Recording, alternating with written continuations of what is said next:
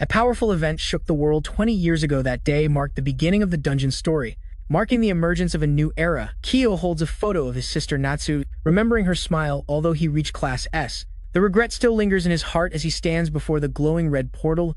Pulsing with power, he crosses it without hesitation.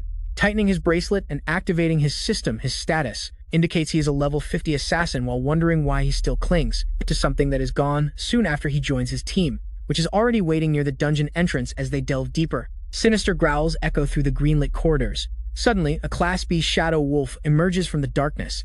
The captain calls Kyo and casually lets him handle the wolf alone. Kyo follows his leader's command, jumping without hesitation. The wolf attacks with brute force, making the ground shake on impact, but suddenly he senses something and dodges quickly and assesses the beast's overwhelming strength. He then leaps up to attack while it remains exposed. He strikes down on the wolf with a red blow and hits it squarely. But the wolf seems unfazed and stares at him with a violent look. Without blinking, he delivers a flurry of blows that mettle him. The force sends him flying while the beast roars and prepares to attack again. The wolf is suddenly cleanly attacked by the captain, who asks why he is fighting something so weak. Then with a disdainful and shaken air, the captain taunts him, saying he is too weak for Class S and should retire, leaving him speechless. The girl observes that Kyo isn't so bad for someone who is the weakest assassin. He lowers his head ashamed, clutching his injured hand while admitting his weakness. Research shows that the assassin class is not suited for combat. Even being ridiculed and powerless, he still clings to this Class S group that fought to see his sister smile again. To save her, he moved forward as an adventurer, but couldn't find a cure in time. Her illness took her life. Even now, he can't change his lifestyle. While fighting monsters, he realizes that the limits of an assassin have been reached and that this class proved to be the weakest, making clear that assassins are not made for combat. Meanwhile, his captain sighs and says they are done for today. The others casually agree and prepare to return. The group's mage heals the rest while the captain suggests discussing the rewards. He smiles and asks if Kyo is okay. Without receiving any reward again, he hesitates but agrees. They laugh and tell him to be grateful. They still keep him around. Kyo is already used to this treatment but keeps working as an adventurer, because in dungeons there are always unknown possibilities. The rest of the group is already preparing to return until Kyo notices the ground shaking.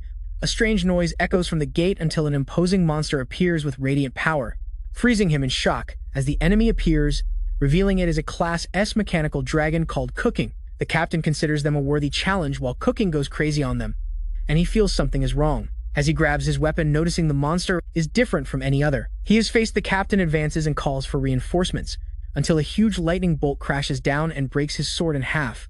The group panics and realizes the enemy is too strong. Kyo hesitates and wonders if they should flee. The dragon smiles with its overwhelming power, until Kyo is suddenly thrown to the ground, stunned. He looks up, incredulous. After his captain kicked him away, he smiles and calls Kyo with a threatening grin. He is paralyzed as the dragon opens its jaws. With a snap, it lunges at him. Meanwhile, the others flee without worry, while their captain admits they plan to abandon him after this job. Anyway, to them he is simply useless. As shown by Kyo's decapitated body, the body suddenly turns to stone, revealing that he used a clone at the last second to escape, who realizes that his group used him as bait to flee but knows he also needs to escape since he is alone and at a disadvantage. Meanwhile, Culkin speaks and is satisfied that the plan is going well. The dragon declares his intention to cross the portal and destroy humanity. Stomping his huge feet on the ground as dark energy bursts forth, he prepares to advance with the gates now open. And OU panics because it should be impossible for monsters to pass, but Culkin smiles and claims it is possible for him, and OU looks shocked and terrified at the possibility of an unprecedented event if the monster escapes. He clenches his fist and admits he cannot run, and OU makes his choice while drawing his dagger to fight, even if he saves only one person with whom he carries his power. While mocking him for being used as bait, the dragon retreats, asking what he could do. Several residual images of Kyo appear behind the monster, but he unleashes a devastating explosion to defeat his clones. Kyo's real body is still in the air. While he prepares to attack the monster with his dagger, he throws his weapon with immense strength and determination until the dragon counterattacks with a blow. Using his tail, Kyo is thrown backward with an impact, smashing forcefully against the wall. He refuses to give up and thinks of a way to defeat the monster. The dragon uses his vision to lock onto his target using heat detection, firing another blast without hesitation. That OU is stunned and incredulous, while a massive explosion throws him along with his clones through the air. With the impact, his real body is finally exposed. While he suspects the monster used heat to detect him, he narrows his eyes, spotting a glowing core, which he suspects is the monster's weakness. A quick race, he prepares to bet on it, splitting into three using his clones. until the dragon collides with his sudden movement. Kyo advances without hesitation, while betting his life on his attack, with whom he extends his sharp claws, hitting Kyo. But he is stuck to the monster's glowing core with the final move. He unleashes the phantom cut, his body flies upward in a dazzling explosion. The core is mortally struck as an explosion bursts from the impact, while the dragon screams in shock as the explosion passes through. Exhausted, I smiled for making the right decision, but his body is also at its limit. For someone with the weakest job, maybe he just wanted to look cool. The dragon considers the fight magnificent, admitting this is the first time he has been taken so far and that his plan must wait. With a gleam in his eyes, he retreats and vows to return. OU wonders if he is capable of at least helping the world, until a reward appears indicating he is credited for the defeat. Cooking solo and the mission bonus is applied. Disorientation shows as the screen informs that there are no missions for him to complete, but he remains confused. For someone on the brink of death, the message no longer matters. Suddenly, an alarm sounds, and he wakes up in a sunlit room feeling dazed. He runs to the mirror, shocked to be alive and even look younger. He wonders why he returned and asks if it was the dragon's doing, or that strange screen that appeared. Before he loses consciousness at that moment, his phone rings and he checks it cautiously. He checks the phone and sees a joyful message from his sister. Immediately remembering her gentle smile and softly pronouncing her name, a tear falls as he realizes she is alive.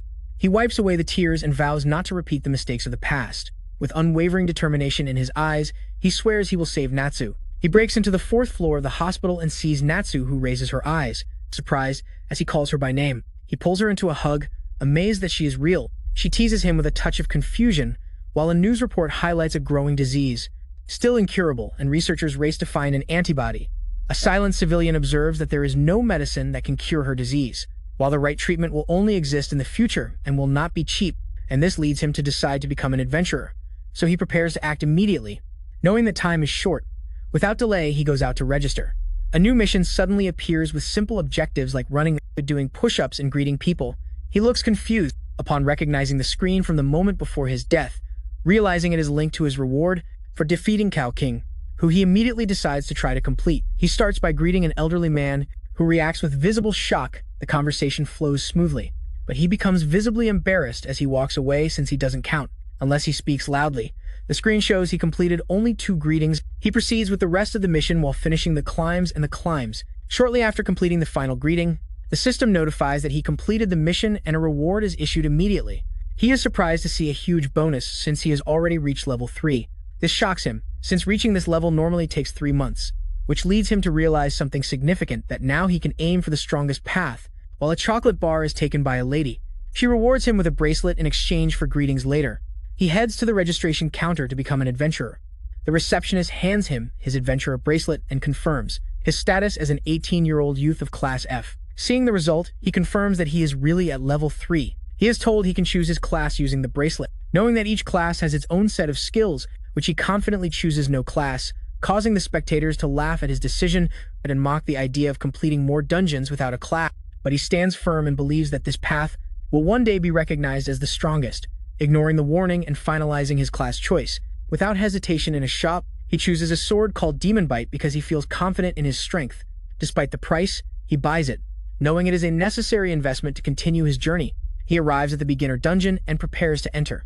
While others hesitate at the gate, he advances without fear. Spectators watch with admiration as he disappears into the portal. Inside, he pauses for a moment and feels the familiarity of the place, remembering he once started there.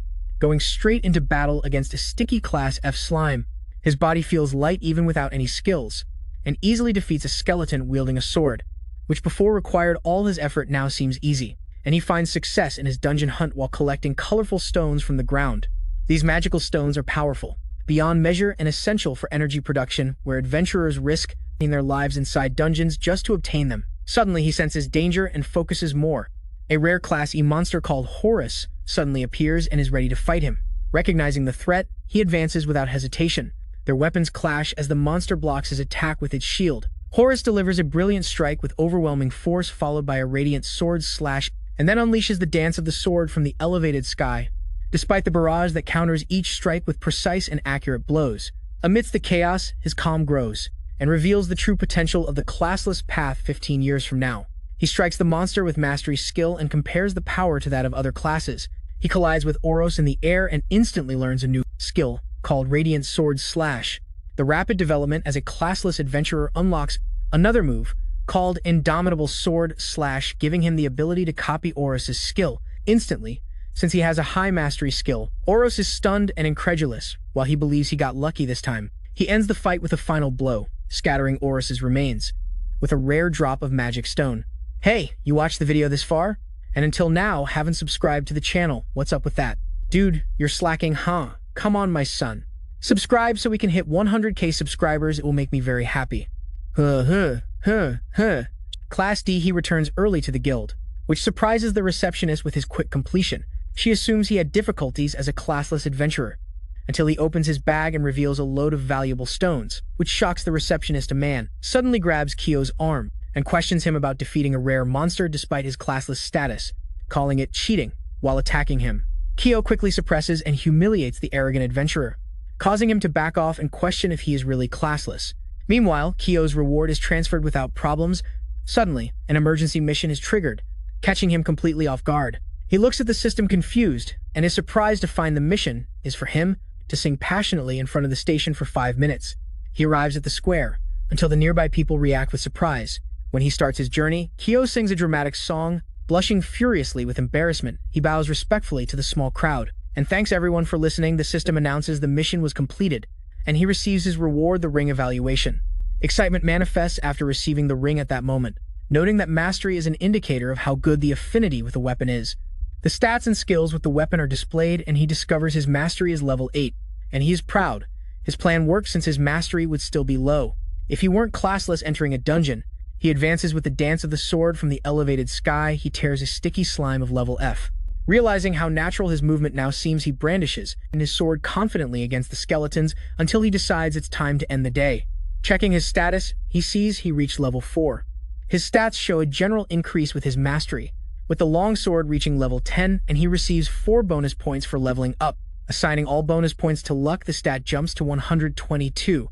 Knowing luck boosts mastery growth. Kneeling beside a pile of skill stones, he can hardly wait to learn new skills. Again, satisfied with the results, he prepares to return to the guild at the counter. One adventurer from one snake clan tries to get information from the receptionist about where to find one strong adventurer. She seems visibly nervous until she points to Kyo, who just arrived at the guild. The adventurer wraps Kyo with his arm, explaining they are looking for skilled adventurers.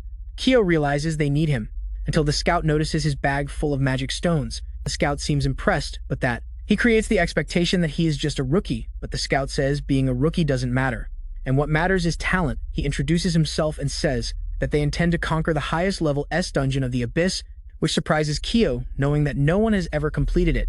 Although interested, he politely declines the offer. The scout jokingly pulls him closer and asks what his job is. Kyo confidently reveals that he has no class, which makes the scout burst out laughing and calls him indecisive. He loses interest and leaves, mocking him.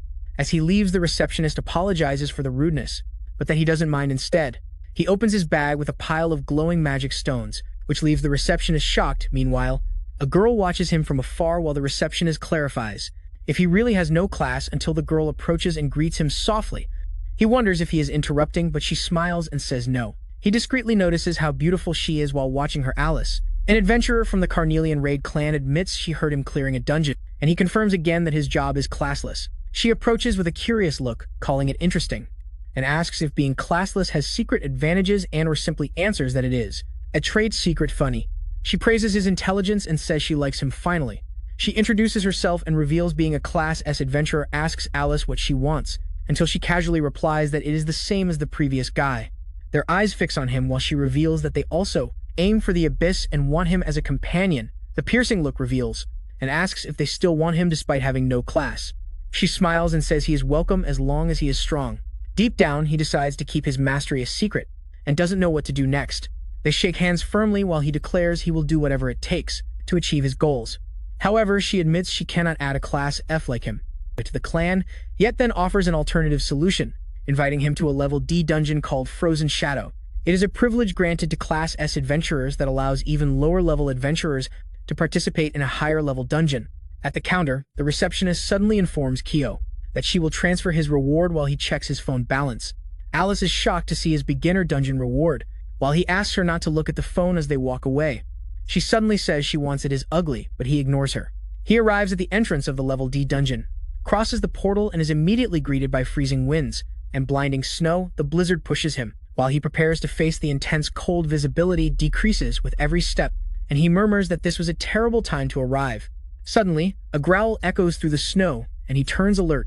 An imposing figure emerges from the snow, revealing itself as a beast. Wild, called white silence. He calmly draws his sword and realizes that something of that level shouldn't appear casually. The furious beast charges until the system starts a new mission, in which he needs to hold his breath for 60 seconds, which makes him react with surprise seeing another ridiculous mission. The monster swings its claws, but he dodges, as he can see its movements more clearly after reaching level 4 against attacking forcefully. He strikes a blow, but it is not deep enough, and he finally starts the mission as time passes. While he concentrates, the beast charges again, but he blocks the attack and thinks the seconds are dragging. Finally, the timer ends, and the mission is marked as successful. A bright light surrounds Kyo. As he levels up to 5, a burst of speed. He contracts with a powerful sword dance, followed by a radiant sword slash that cuts the beast. A final blow ends the battle against the beast, while the system notifies him about a new skill called Ice Barrier. That can protect him from the cold. He sighs in relief and admits the mission was brutal. As the snow falls harder, he wonders if the dungeon is sinking at his pace. Realizing the danger, he prepares to move before being buried. Meanwhile, Kyo finds himself hunting an ice jumper. He delivers a powerful strike, but the beast manages to dodge quickly. His frustration shows, but he decides to unleash the funnel, then opens his bag full of magic stones. Satisfied with the amount of rank D stones he collected suddenly, he thanks Alice for the dungeon being a good experience point. Also, reflecting on how beautiful she is, he shakes his head instantly. To remind himself not to get distracted looking ahead, he decides to delve deeper into the dungeon until he hears a scream echoing across the snowy field. He spots a knight being violently thrown, while another body lies nearby as a growl echoes. Nami, a healer, trembles with fear when the chief of a hopper appears. She hides and grabs her staff with trembling hands before the monster can attack. The chief arrives and takes her away from danger. The monster's frustration shows, while Kyo quickly realizes it is a rare monster of that rank D. Suddenly, he takes a cloth, placing it on the ground for her to sit while declaring he will help her. His words and actions stun her, while her face turns red with surprised beauty. The nearby survivors thank him and ask what his class is, to which Kyo simply replies he has no class. Shock manifests while Kyo feels relieved to have arrived in time to save them. The hopper chief suddenly retaliates with a strike. He pounds his fists on the ground, making the frozen ground tremble. Kyo manages to dodge the blow, but the hopper chief advances again. The beast shows its shining fangs, piercing Kyo, but misses the target. He realizes the rare monster is more dangerous than expected. The monster makes a powerful leap. While Kyo feels relieved for having increased his attack power, he advances preemptively, declaring he will destroy it with his skills. His blade cuts through the beast's defense while the impact stuns. As the blow approaches, Kyo stands over the fading body, while Nami watches admiringly. The others approach in shock after a classless fighter uses his skills, but Kyo silently says he had no reason to hide.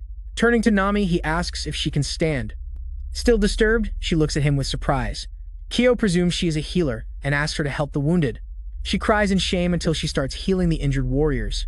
While Kyo rests nearby, the knight admits he never expected help from a classless and a healer, while Kyo watches silently and thinks about how valuable healers are. In moments like this, suddenly, she is scolded for healing too slowly.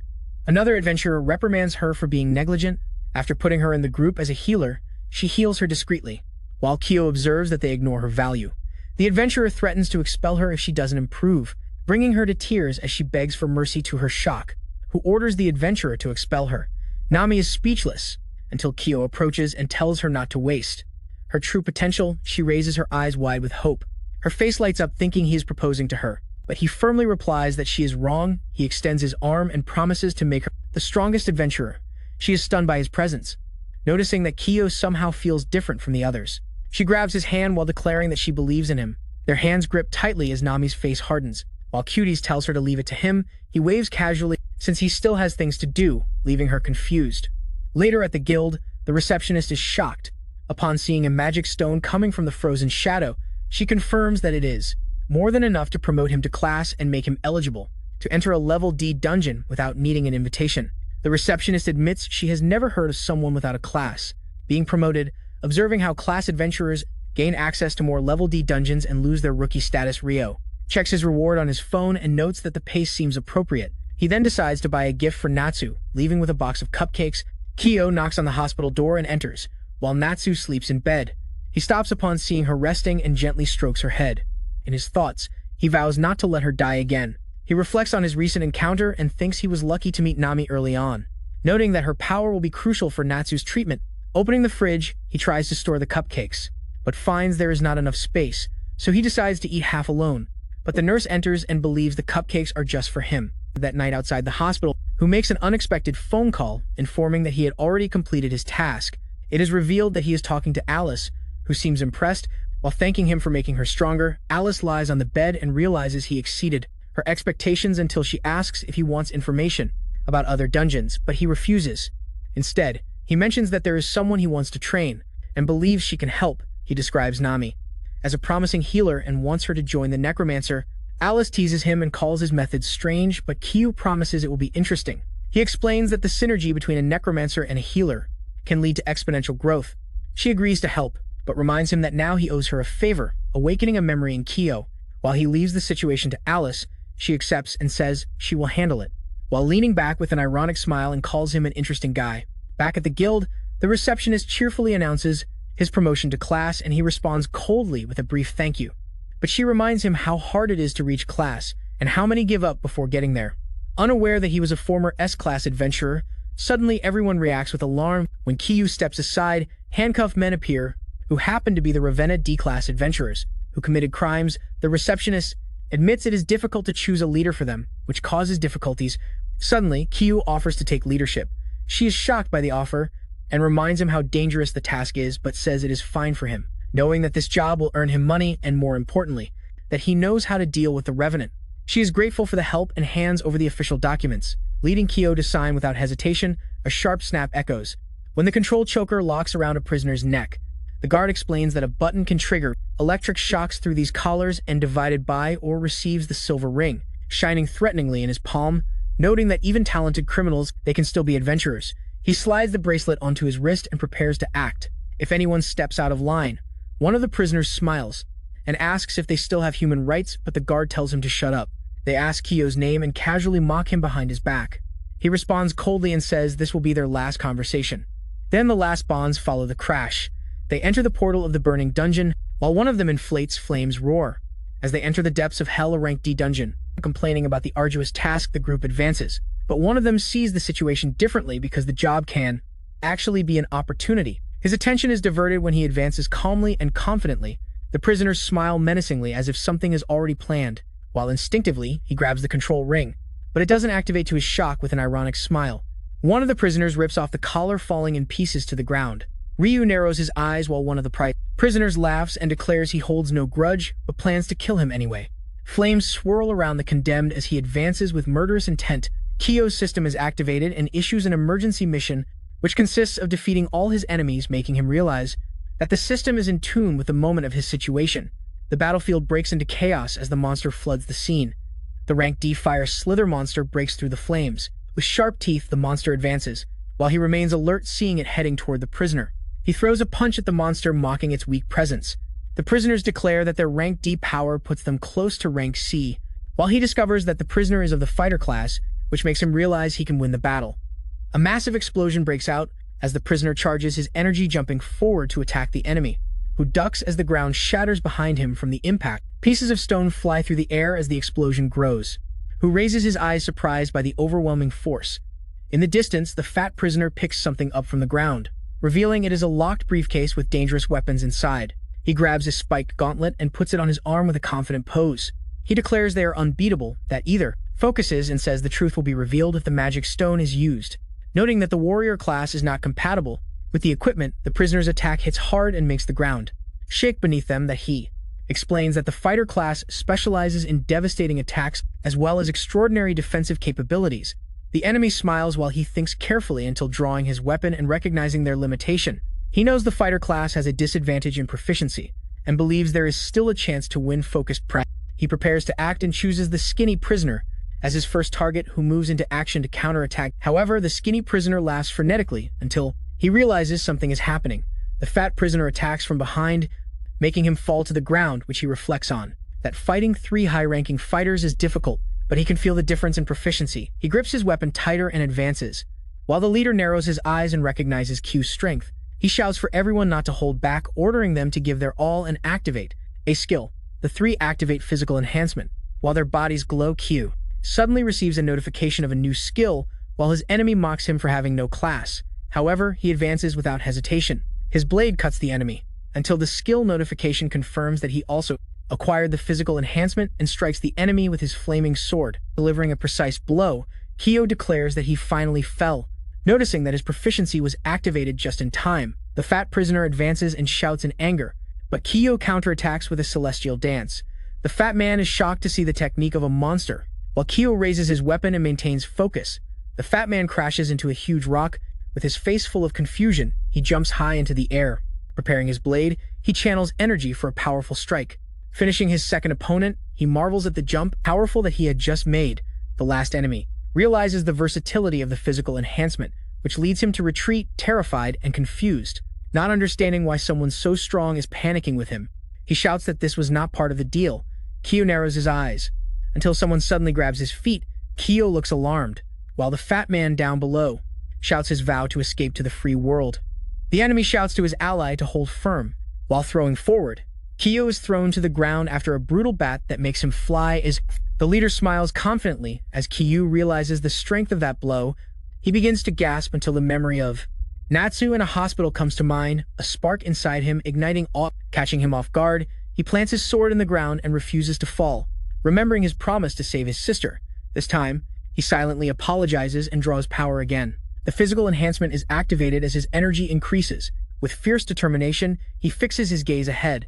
Promising not to give up, he advances at full strength and attacks his enemies, knocking them down instantly. The mission is completed and a reward is granted, until a key materializes in Kyo's palm and a prompt asks if he wants to use it. He refuses for now until a volcano violently erupts. That he crosses through the portal carrying the unconscious prisoners on his back. Outside, the guards run and are stunned by what is coming, but he suddenly reaches his limit and slowly falls. Security rushes to the scene and calls for medical help. Meanwhile, someone speaks on the phone and questions what went wrong, discovering that interference ruined the plan. The superior demands to know who caused the problem, while the answer is sent by phone and reveals Kyo's profile, followed by a shocked reaction, but the informant confirms that the information is legitimate. Arata, the founder of the Snake Clan, finds Kyo interesting. He utters a threat while looking at Kyo's profile, declaring that he will not let him escape unpunished for what he did while recovering, that he continues his training. Gasping, he crouches again and notices that his wounds have completely disappeared. The memory of those terrifying opponents still permeates him, leading him to swear to become stronger. Suddenly, something catches his attention. His eyes land on a key, identified as an adventurer's level 5 key, and he clings to it. A system message appears asking if he would like to use it, which leads him to agree, this time by selecting the option. A portal suddenly opens, surprising Kyo. Was caught off guard, he is lifted into the air, and his body twists over the swirling light. Then he disappears into the portal, reappearing in the air, before falling hard onto the sand, groaning. He sits up and brushes sand off his face, realizing he was thrown into a desert. The system identifies the area as a dungeon called the Sunstone labyrinth. Looking around, he realizes he is completely unprepared for another dungeon so soon. He staggers forward amid the heat, sweat dripping and his clothes filling with sand. Despite the desert setting, no monsters appear. He keeps walking, wondering why nothing is happening. Then something catches his attention in the sand and he bends down to dig. His fingers grab a shiny blue crystal hidden just below the surface. Realizing it is a magical stone, he then notices that he appeared in a mining dungeon. He falls to his knees, realizing too late that it is a type of rare magical stone that can be mined there. So he starts searching desperately, imagining that there might be a magical stone he was looking for. The desert is covered with stones, while he scratches the sand, sweating and panting, until his eyes sharpen as he finally finds the moon magical stone.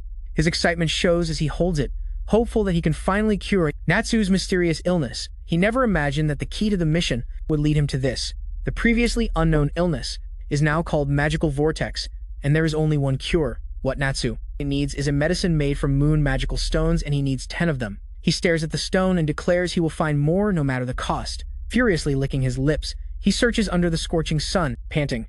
Time passes and the stones he finds are rare, until his time runs out and the dungeon closes, which makes him panic. The portal begins to open, but he grips the sand and shouts that he's not ready to leave.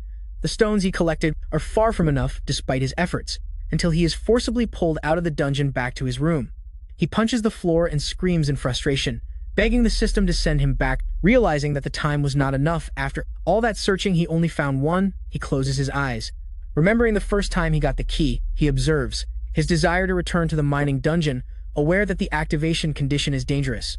However, he doesn't care and will do it repeatedly. Suddenly, he looks down and finds another item, pressed against his chest. It is an unknown orange magical stone, which he also brought back besides the moon magical stone. The rest he collected was useless. He studies the orange gem carefully and decides to take it to a specialist. Water runs down his injured body while he showers, but the pain still persists. Later, he arrives at the hospital, gently knocks on her door while Natsu lights up.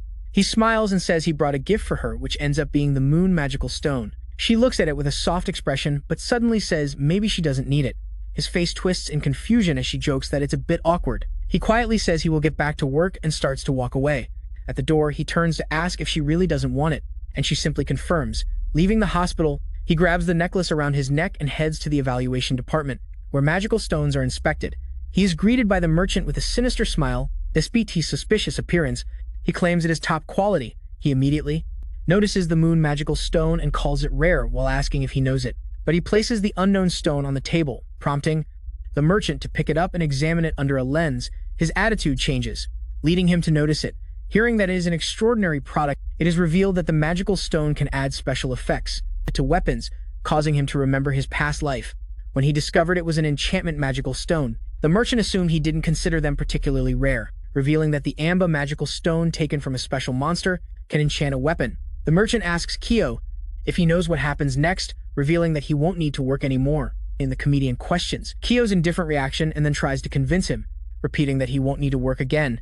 Confused, Kyo asks what he means, making the merchant reveal that the monster absorbs the souls of the monsters it consumes, then turns the absorbed monsters into his subordinates and assumes their abilities. Whether he gains the same ability or not can only be confirmed through tests. Finding the idea stimulating, Kyo agrees to proceed, that Kyo and the merchant reach an agreement until the evaluation is complete, and that Kyo is instructed to check the effects. Deciding to test himself, he thinks of the perfect place in the training field, known as the summoner's room. The summoner calls the next to present himself, who greets the summoner respectfully but realizes he is just Class D, and calls him weak, preparing his magic. She comments that the amount she is summoning should be enough. A magic circle opens as the summoning begins, until a pom-pom, sweet like an earring, appears and floats toward her. Then its monstrous jaw opens to attack with a quick strike, which cuts the pom-pom in an explosion of power. The monster's body dissolves into bright energy that flows into him, bathed in green light. Kyo feels the absorbed power flowing through his body.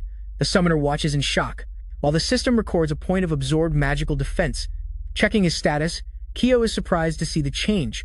His magical defense increased, reaching 261. She demands to know what happened, but he ignores her. Then he questions if the summoner from the country can only create monsters of such low level. Offended, she gives an angry look and calls him insolent. Declaring her intention, she decides to let her face stronger enemies, until he screams for help. Two others approach, asking if they can join. Some adventurers greet them warmly, but the summoner informs that it is Kyo's reserved time, and asks them to wait, presenting a card. They suggest they can make a special request with him, asking if it's possible to organize a mass summoning, confident they will avoid complaints if Kyo joins them. Excited by the request, the summoner notes that it is a big request from a VIP client, while Kyo says he doesn't mind seeing that it is a Class D, and she is a Class D. Together, the summoner declares that the amount she will summon should be reasonable for the match. A bright magic circle begins to form. Again, a swarm of common rank D goblins floods the area, leading Kyo to notice their huge number. The adventurer praises the summoner's skill and then asks Kyo about his profession, to which he simply replies that he has no class. The adventurer is incredulous, which leads him to laugh at Kyo and apologize for involving him. Drawing their weapons, they prepare for battle. With a shout to fight together, the duo advances against the goblin horde. They attack the enemies in unison, standing firm. One goblin jumps toward the man, but he retaliates with a violent blow, then delivers a kick, sending another goblin flying. He spins in the air, delivering a devastating kick that makes a goblin stagger. Another is knocked down with a powerful strike. Calling his partner, he boasts of his kill, and she confirms hers as well. Energized, he advances to the next target, but then freezes, stunned. Seeing Kyo standing amid a field of fallen goblins, he calmly states he took care of his entire group. Shocked, the adventurer asks if he defeated them all, and Kyo confirms. Grateful, he thanks the adventurer and notes how costly mass summoning can be. Kyo steps back and says he will trust him again. Then the summoner interrupts him and questions the moves he used earlier. She claims it is impossible for an S-class and classless individual to possess such ability, demanding to know his identity, but he simply replies that he is just classless after a pause.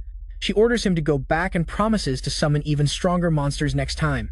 He gives a weak smile and says he would be grateful. Meanwhile, Kyo reflects on the 3 points earned after defeating 42 goblins and notes that the weapon does not always absorb points.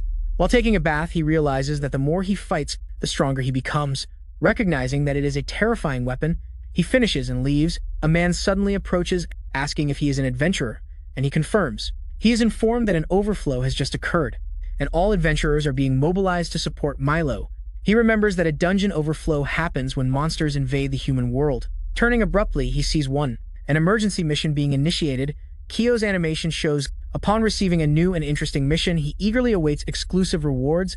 When an emergency mission is started, ordering him to eradicate the cause of the overflow, is intrigued by the task. He wonders if overflows are not just natural disasters. The officer tells him to hurry, to which he agrees.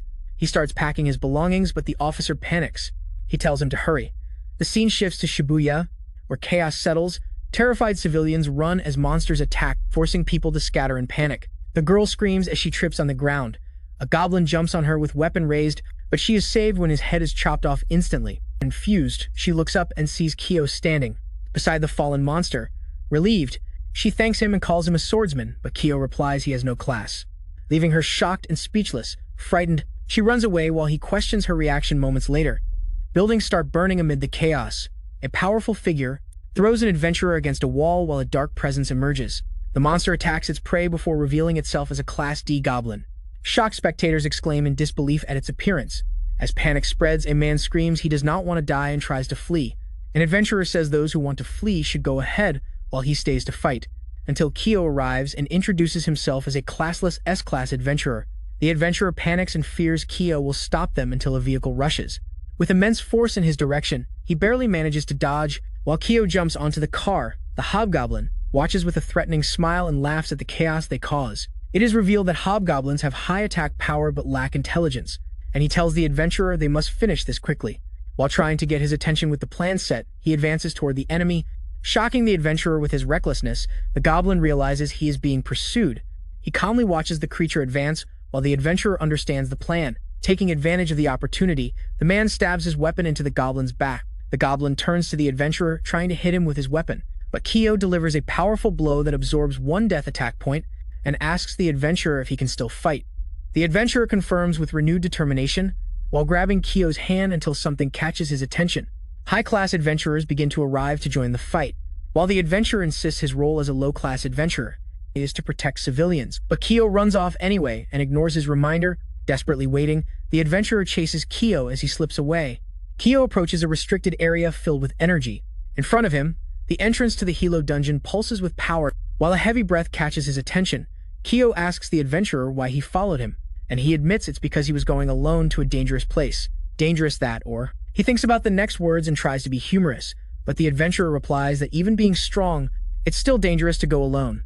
He admits it's also dangerous for him, but he promises to return home to have a drink and/or tells him not to bring bad luck. Then he explains that he is there to eradicate the source of the overflow, leading the adventurer to question if that really looks like a natural disaster. Determined that or suggests they find out for themselves. As they approach the glowing portal, a wave of energy hits them, while it shrinks them with power. Realizing it is connected to the moon's magic stone, he notices the immense energy it contains as the light surrounds them, and/or is thrown away with impact, worrying the adventurer, who asks if he is okay.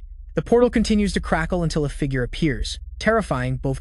A cook in Class C suddenly appears with a sinister aura, questioning how he was found, who recognizes the cooking emblem. While the dragon repeats the question, fully revealing its form, the cooking threateningly wonders if he should kill them. Sensing the danger, the adventurer apologizes and admits to raising a death flag while Kyo narrows his eyes. As he prepares to fight the dragon, the cooking advances with a threatening smile and radiating dark energy. As he prepares, he roars and releases a powerful blast, forcing Kyo to react instantly. He runs to protect the adventurer as the dazzling energy approaches. Quickly, they fall to the ground, and his eyes fix on a fallen sword nearby. He realizes the sword is quite rusty, but soon realizes its deterioration is probably due to the passage of time. The dragon attacks again while his weapon glows with a sinister light, making him realize a direct hit would be fatal. The adventurer insists on being left behind, and considers himself a burden, but that he remembers his promise to return home and drink. Upon hearing this, The man's eyes widen with emotion. The cooking unleashes another dazzling blow, forcing them to flee together. The adventurer shouts about returning to share the best good, but Kyu replies that he is still underage, planting his foot as Kyu grabs his sword. Despite warnings not to be reckless, a shark-like look reminds him of past battles against enemies who use breath attacks. The cooking taunts him and questions if he can win. The dragon advances, causing him to react in shock.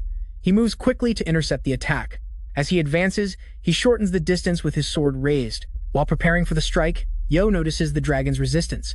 As it roars again for another attack, he remembers how the dragon burns its own throat with its breath and of a magic point located in the center of the throat, where the stored magic is released. Determined, he enhances his body and aims directly at that point, and/or advances with the sword of the sky dance, aiming directly at the dragon, unable to react in time. The cooking receives a critical hit from Kyo's strike. The explosion engulfs the dragon, and he wonders if it was defeated. Kyo observes that such breath attacks require an enormous amount of magic to be executed while advancing. With the dragon's magic exhausted, he decides it's the perfect moment to attack. He charges straight toward its glowing core, and then the barrier begins to crack. From the force of his attack, fragments and shards. As he advances with relentless force, his eyes sharpen with focus, and he delivers a powerful blow towards the dragon. The beast roars fiercely and regains its power, shocking Kyo as he realizes he still has energy, and receives a direct hit. The dragon steadies itself. While Kyo is thrown far away, he groans in pain. As the impact reverberates through his body, the dragon advances, shocking Kyo as he senses the imminent danger. However, the adventurer blocks the dragon's attack with a shield and asks Kyo if he is okay. The adventurer admits that this is all the help he can give, but he says that it's enough. Suddenly, the dragon retreats and goes into a frenzy, shocking the adventurer and asking what happened. Kyo reveals that his blade is coated with a poison enchantment, a skill he learned from the goblin they faced earlier while the dragon struggles. Kyo advances and drives the poisoned blade into the beast. A system message appears, confirming that he absorbed a defense point and leveled up to 7. The dragon collapses and a notification declares the emergency mission completed. A reward materializes in his hand, the key of an adventurer who silently approaches the dragon and realizes that more battles lie ahead. The adventurer asks about the item, but Kyo simply cleans his weapon in silence. His companion nods and apologizes for making a thoughtless request to his benefactor. He sighs and laments that this is why he's not popular with the girls. The adventurer laughs and teases him for not denying it. Suddenly, both look up as someone approaches. A group arrives and asks if they were responsible for the scene. The adventurer points to it and says it was him who did everything. The man in black examines him to get his identity and swears to remember his name. They notice the overflow has disappeared, and the gate is stabilizing. The man in black asks if Kyo knows why, but he thinks to himself that it will be hard to stay quiet in this situation. Instead, he explains that the gate returned to normal after the dragon was defeated. The man in black ponders aloud that the overflow is considered a natural disaster, but questions if that is really the case. Kyo responds that he can only speak about what he witnessed. He grabs his new companion and leaves the place, while someone asks if they can let them go. A masked adventurer suggests extracting information in exchange for a reward. The man in black refuses and decides to maintain a friendly relationship with Kyo, discovering that Kyo has a sick sister, hospitalized, which leads a group of adventurers to discuss the possibility of recruiting him and enticing him with money. They agree that strength in numbers is crucial. As a great battle approaches, the man in black considers that Kyo is a potential trump card. Suddenly, he calls someone, assuring that he also intends to take the others with him. The voice on the other end says they're counting on him, revealing that he is speaking with the rat of the Serpent clan. Meanwhile, in his room, Kyo gathers his tools and puts them in a bag but hears a notification. Checking his phone, he sees an email announcing his promotion to Class D in Level 7, which satisfies him with his progress. Then he notices a message from his sister with a link to news about him. A news article highlights novice adventurers like Kyo, the classless one, the infinite healer. Seeing his success, Natsu sends a playful message asking if he is classless, to which he replies, saying he has a reason for that. He finishes packing and prepares to leave. He holds the adventurer's key and declares himself fully prepared until a warning appears informing that the game is intended for high-level adventurers and that his level may be insufficient, followed by a message asking if he wishes to proceed. Without hesitation, he chooses yes. Receiving one message praising his choice and welcoming him, a bright portal forms before him and he enters without hesitation. Enveloped in a golden light and transported through a current, dazzling petals float in the air. As he arrives at a large hall flanked by soldiers, and I narrow my eyes as flower petals fell, revealing an ancient elf, seated on a great throne in the highest level called the world of elves. pressing if that was really a highest level. He hears the elder call him someone guided by the will of the confused god, who considers whether this could be a mission presented to him, and states that he is there to find the magical moonstone. The elder recognizes this, noting it is to deal with the magical vortex. Shocking that the elder offers to prepare an alchemist to help him, but adds that the magical moonstone is also a valuable resource for them. Kyo realizes that they probably want him to do something extreme, leading the elder to call him intelligent and praise him as a good adventurer. A subordinate whispers to the elder, who reacts with surprise upon discovering that he has no class. The elf is confused while the elder questions if there was an error in the assessment but asks if there is any problem, to which the elf replies, no. The elder states that the will of the gods is never wrong and declares that Kyo's task is to duel. Kyo discovers his opponent is known as the Great Sinner and wonders about the duel. His crime is revealed as killing his own kind, causing chaos and terror in a flashback. The Great Sinner coldly declared he had no reasons and used his power simply because he could, with a manic expression. He unleashes a wave of destructive magic. His village was engulfed in fire, while his relatives were burned alive, as the elder explains that killing one's own relatives is a sacred law among the elves, and Kyo realizes they need an outsider for this task, and the elder confirms, offering him a reward if he accepts with a confident smile, who agrees to the deal.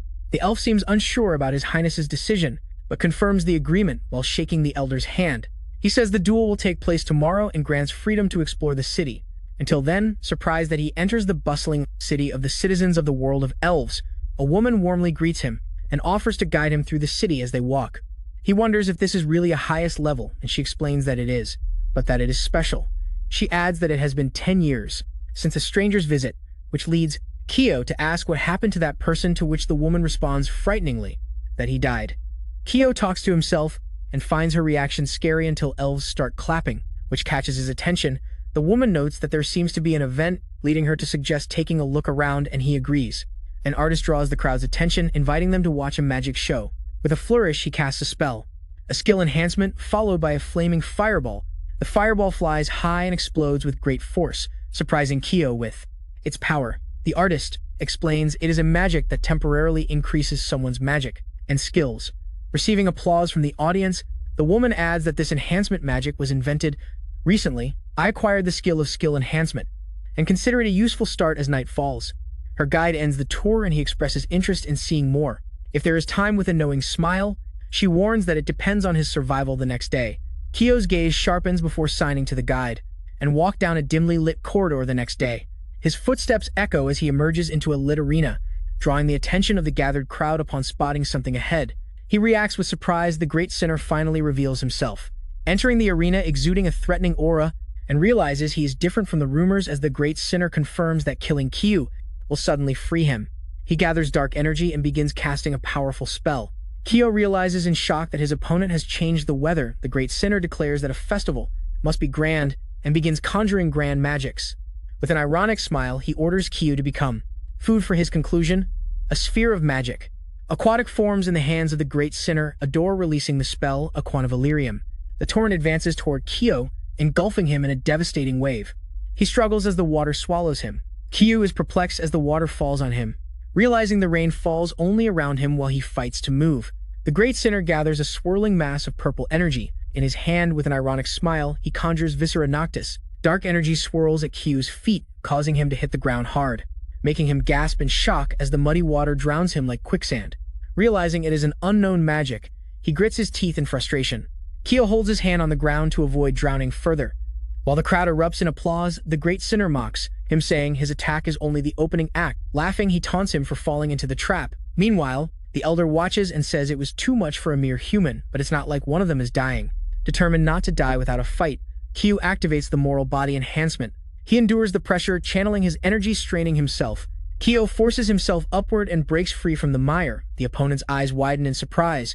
With his sudden strength soaked in light and water, Kyo coughs and thanks having mastered the technique. Feeling his agility enhanced, he prepares his stance and unleashes the Sword of the Sky Dance, cutting the air with bright arcs. However, Kyo is caught by surprise, seeing ice explode upward, form an imposing frozen structure.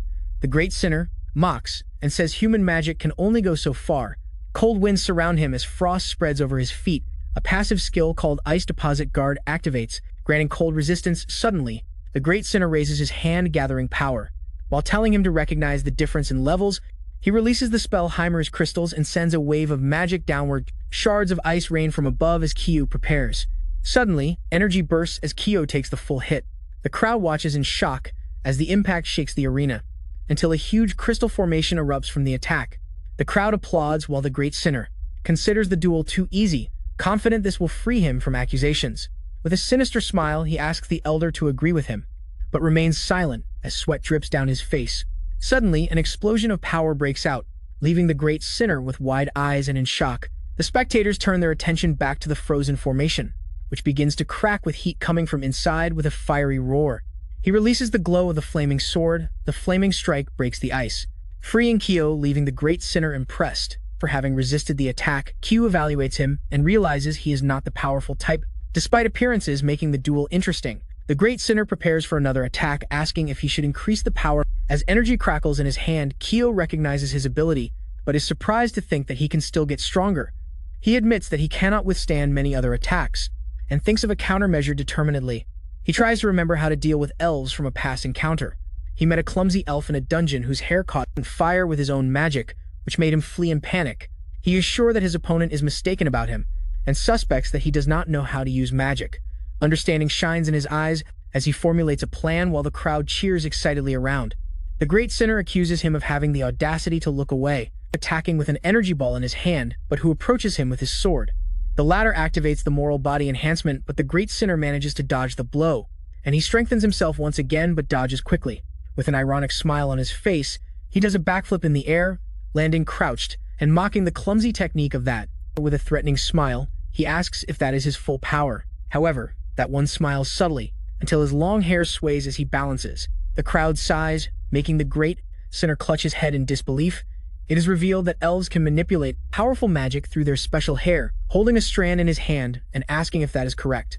A light bursts through the arena as his opponent reacts terrified, declaring at the end that he prepares his weapon as he attacks. The great sinner growls in anger that a mere human dares to challenge him. He gasps, horrified, as his power begins to fade, until a powerful blow cuts the archer, who falls to the ground effortlessly, knocking his opponent to the ground suddenly. A notification appears, informing that he absorbed 10 magic points. The elder declares that the crime of killing his own relative has been judged, and offers blessings to the adventurer guided by the will of the gods. Petals fall as the arena celebrates Kyo's victory. Praising his achievement, the elder shakes his hand firmly until he asks where Kyo learned their hair secret. He remains silent, which makes the elder realize his refusal to speak. He offers to add an extra reward if he keeps the secret, revealing that it is the abyssal magic stone.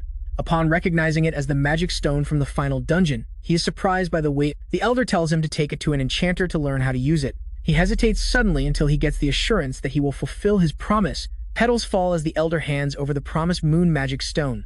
Accepting it with a smile, Kyo grabs the reward. The elder adds that, to further reward his services, he will reveal one more thing. Moon magic stones can be forged, and Kyo is shocked and tries to ask for more details. But light fills the area as the portal suddenly appears. The elder bids him farewell, saying they will meet again, by the will of the gods moments later. He finds himself back in his room and wonders about the possibility of creating magic stones, and if that could also eliminate the magical vortex of this world. In an intense meeting room, the members sit around the table. When a man enters, the meeting begins, until someone presses a remote and reveals a muscular figure on the screen, leaving the audience in shock. It is revealed that he's working out today, until someone calls him by name appearing on his screen. He is instructed to put on clothes. The man in black clears his throat, before revealing that he wants to recommend him for a certain job. Kyo reacts with curiosity upon hearing that skilled adventurers are being gathered for a great mission. Following Alice's suggestion, Kyo asks to be told the details, while the man warns him that what he is about to say is confidential, and it must not leak. Suddenly, he provides him with the information, showing a chart on the screen detailing the deaths of adventurers. The data highlights that many are caused by attacks from other adventurers, noting that some are accidental. Kyo finishes his sentences and suspects he is referring to player assassins, asking if he is right. The man is surprised to know this since the information was not disclosed. Kyo says he only heard rumors from his time silently. Wondering if his task is to defeat them, the man accepts the answer and changes the course of the conversation. A player-killer organization fell into the trap while he states that they will catch them all on the prepared stage and confirms the plan. The man smiles, satisfied with how quickly he understands. He explains that it is a dangerous secret mission, with equally valuable rewards, and that his reputation will grow. The man also points out his hospital expenses and suggests it's not a bad deal, which he agrees to accept the mission. While thinking about his sister's situation, he asks for the plan to start preparing, and the man thanks him, hoping for great results. A file is sent to his cell phone, revealing the leader chosen for the mission, the Class S adventurer Arata. Meanwhile, an imposing monster appears. While Arata asks if everyone can see it, he explains it is a level B monster that can be easily defeated if countermeasures are known. The creature advances, crushing the ground with its fangs. He reveals its weak point, aiming a direct blow to the head. With a confident smile, he easily knocks it down, making it look simple. Fans watch the live broadcast and cheer loudly. Suddenly, his team calls Arata to clean up while he waves with a radiant smile, thanks everyone for watching, and declares his love for them.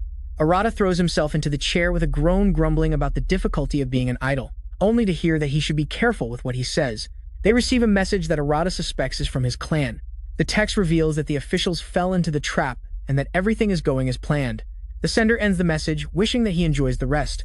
Arata wonders what kind of scum the officials gathered, then checks his cell phone, and recognizes Kyo as the adventurer who defeated the ghost, which excites Arata upon meeting him in the Red Dungeon. Meanwhile, Kyo carries yellow roses while visiting his sister in the hospital. Upon entering the room, he greets Natsu, who smiles happily upon seeing the bouquet. He tells her he has good news, that they might be able to cure her illness soon, but she reminds him the doctor said there is no cure.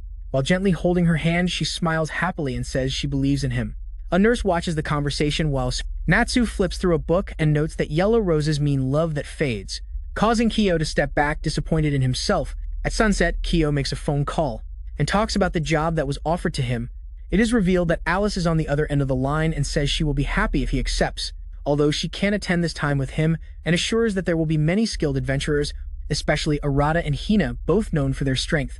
Kyo looks at Arata's profile, which reveals he is an S-rank assassin, while Alice suggests they go on a date after work, which surprises Kyo. She praises his talent and says she wants to get to know him better, but he replies he will think about it, which leads her to tease him for playing hard to get before ending the call, leaving him thoughtful as the sun sets or is surprised by the possibility of the date being confirmed. Meanwhile, in a meeting, the man in black thanks everyone for attending and declares that the player killers will be buried tonight. He acknowledges that it is a tough job but expresses confidence in the adventurer's skill. Finally, he announces the mission leader. Rata introduces himself as an S-rank adventurer with the role of assassin. He assures everyone that as leader he will do his best to guide them, and encourages the group to succeed together. Meanwhile, someone suddenly approaches Kyo to confirm his identity. He demands to know who is asking, until Rina introduces herself as an archer of rank and the main disciple of Alice. She emphasizes that Alice favors him, but warns that she will not lose to Kyo. Meanwhile, someone interrupts her speech suddenly. An adventurer of rank named Shiro, a poison alchemist, introduces himself as her companion, and suddenly questions why Alice would choose such a low-rank adventurer like Kyo, since he only has skill and nothing more. Shiro tries to control her, and warns not to act arrogantly. Suddenly, a mission appears ordering that Arata's smartphone be taken, leaving him confused with the strange task. Suddenly, he finds himself face to face with Arata, who approaches with a confident and malicious smile. A knight suddenly appears and announces that he will explain today's operation inside the dungeon. Novice adventurers act as bait while training under their leader's guidance. Unaware of the mission due to confidentiality, the Serpent clan and its player extermination team bite the bait and plan to seek the bait, but the extermination squad will attack as soon as they appear and annihilate them on the spot. Meeting concluded, I take off the headphones while the knight wishes everyone good luck. During the plane takeoff from Kyo's seat, another passenger admits to being nervous. On the plane, Arata reassures a nervous adventurer, saying they are not alone, unaware that he actually is part of the Serpent clan. Kyo realizes that Arata has been busy since boarding and still hasn't had the chance to steal his phone. Suddenly, Rina peeks over the seat, asking if Kyo really has no class, and he admits that it's true. She notices that he is watching Arata and asks if he is a fan, to which he vaguely responds with a smile. She accuses him of lying, but he questions her reasoning. She explains that he was watching the direction of Arata's feet, comparing them to waiting for the prey to show an opening, leaving him momentarily speechless. She smiles and notes that archers are good at following gazes, and then points at him teasingly. He asks what she is planning, and offers to help, cheerfully revealing that Alice left him in her care. The scene shifts to the plane arriving and stopping on the runway. Passengers disembark while the crew reminds them to be careful.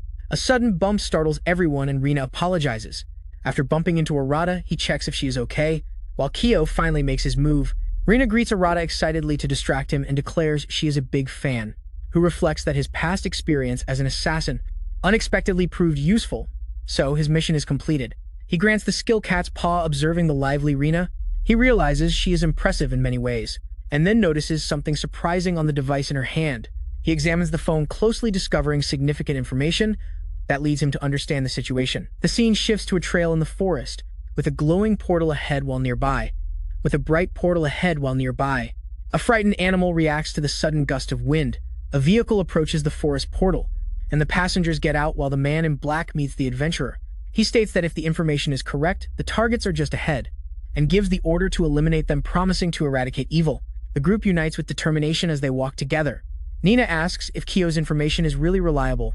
While people collect empty bento boxes, Kyo looks at them and remembers that they even skipped breakfast together. Nina is frightened, because she didn't expect the job to turn into this. But I reassure her, placing a hand on her shoulder and promising to take care of it.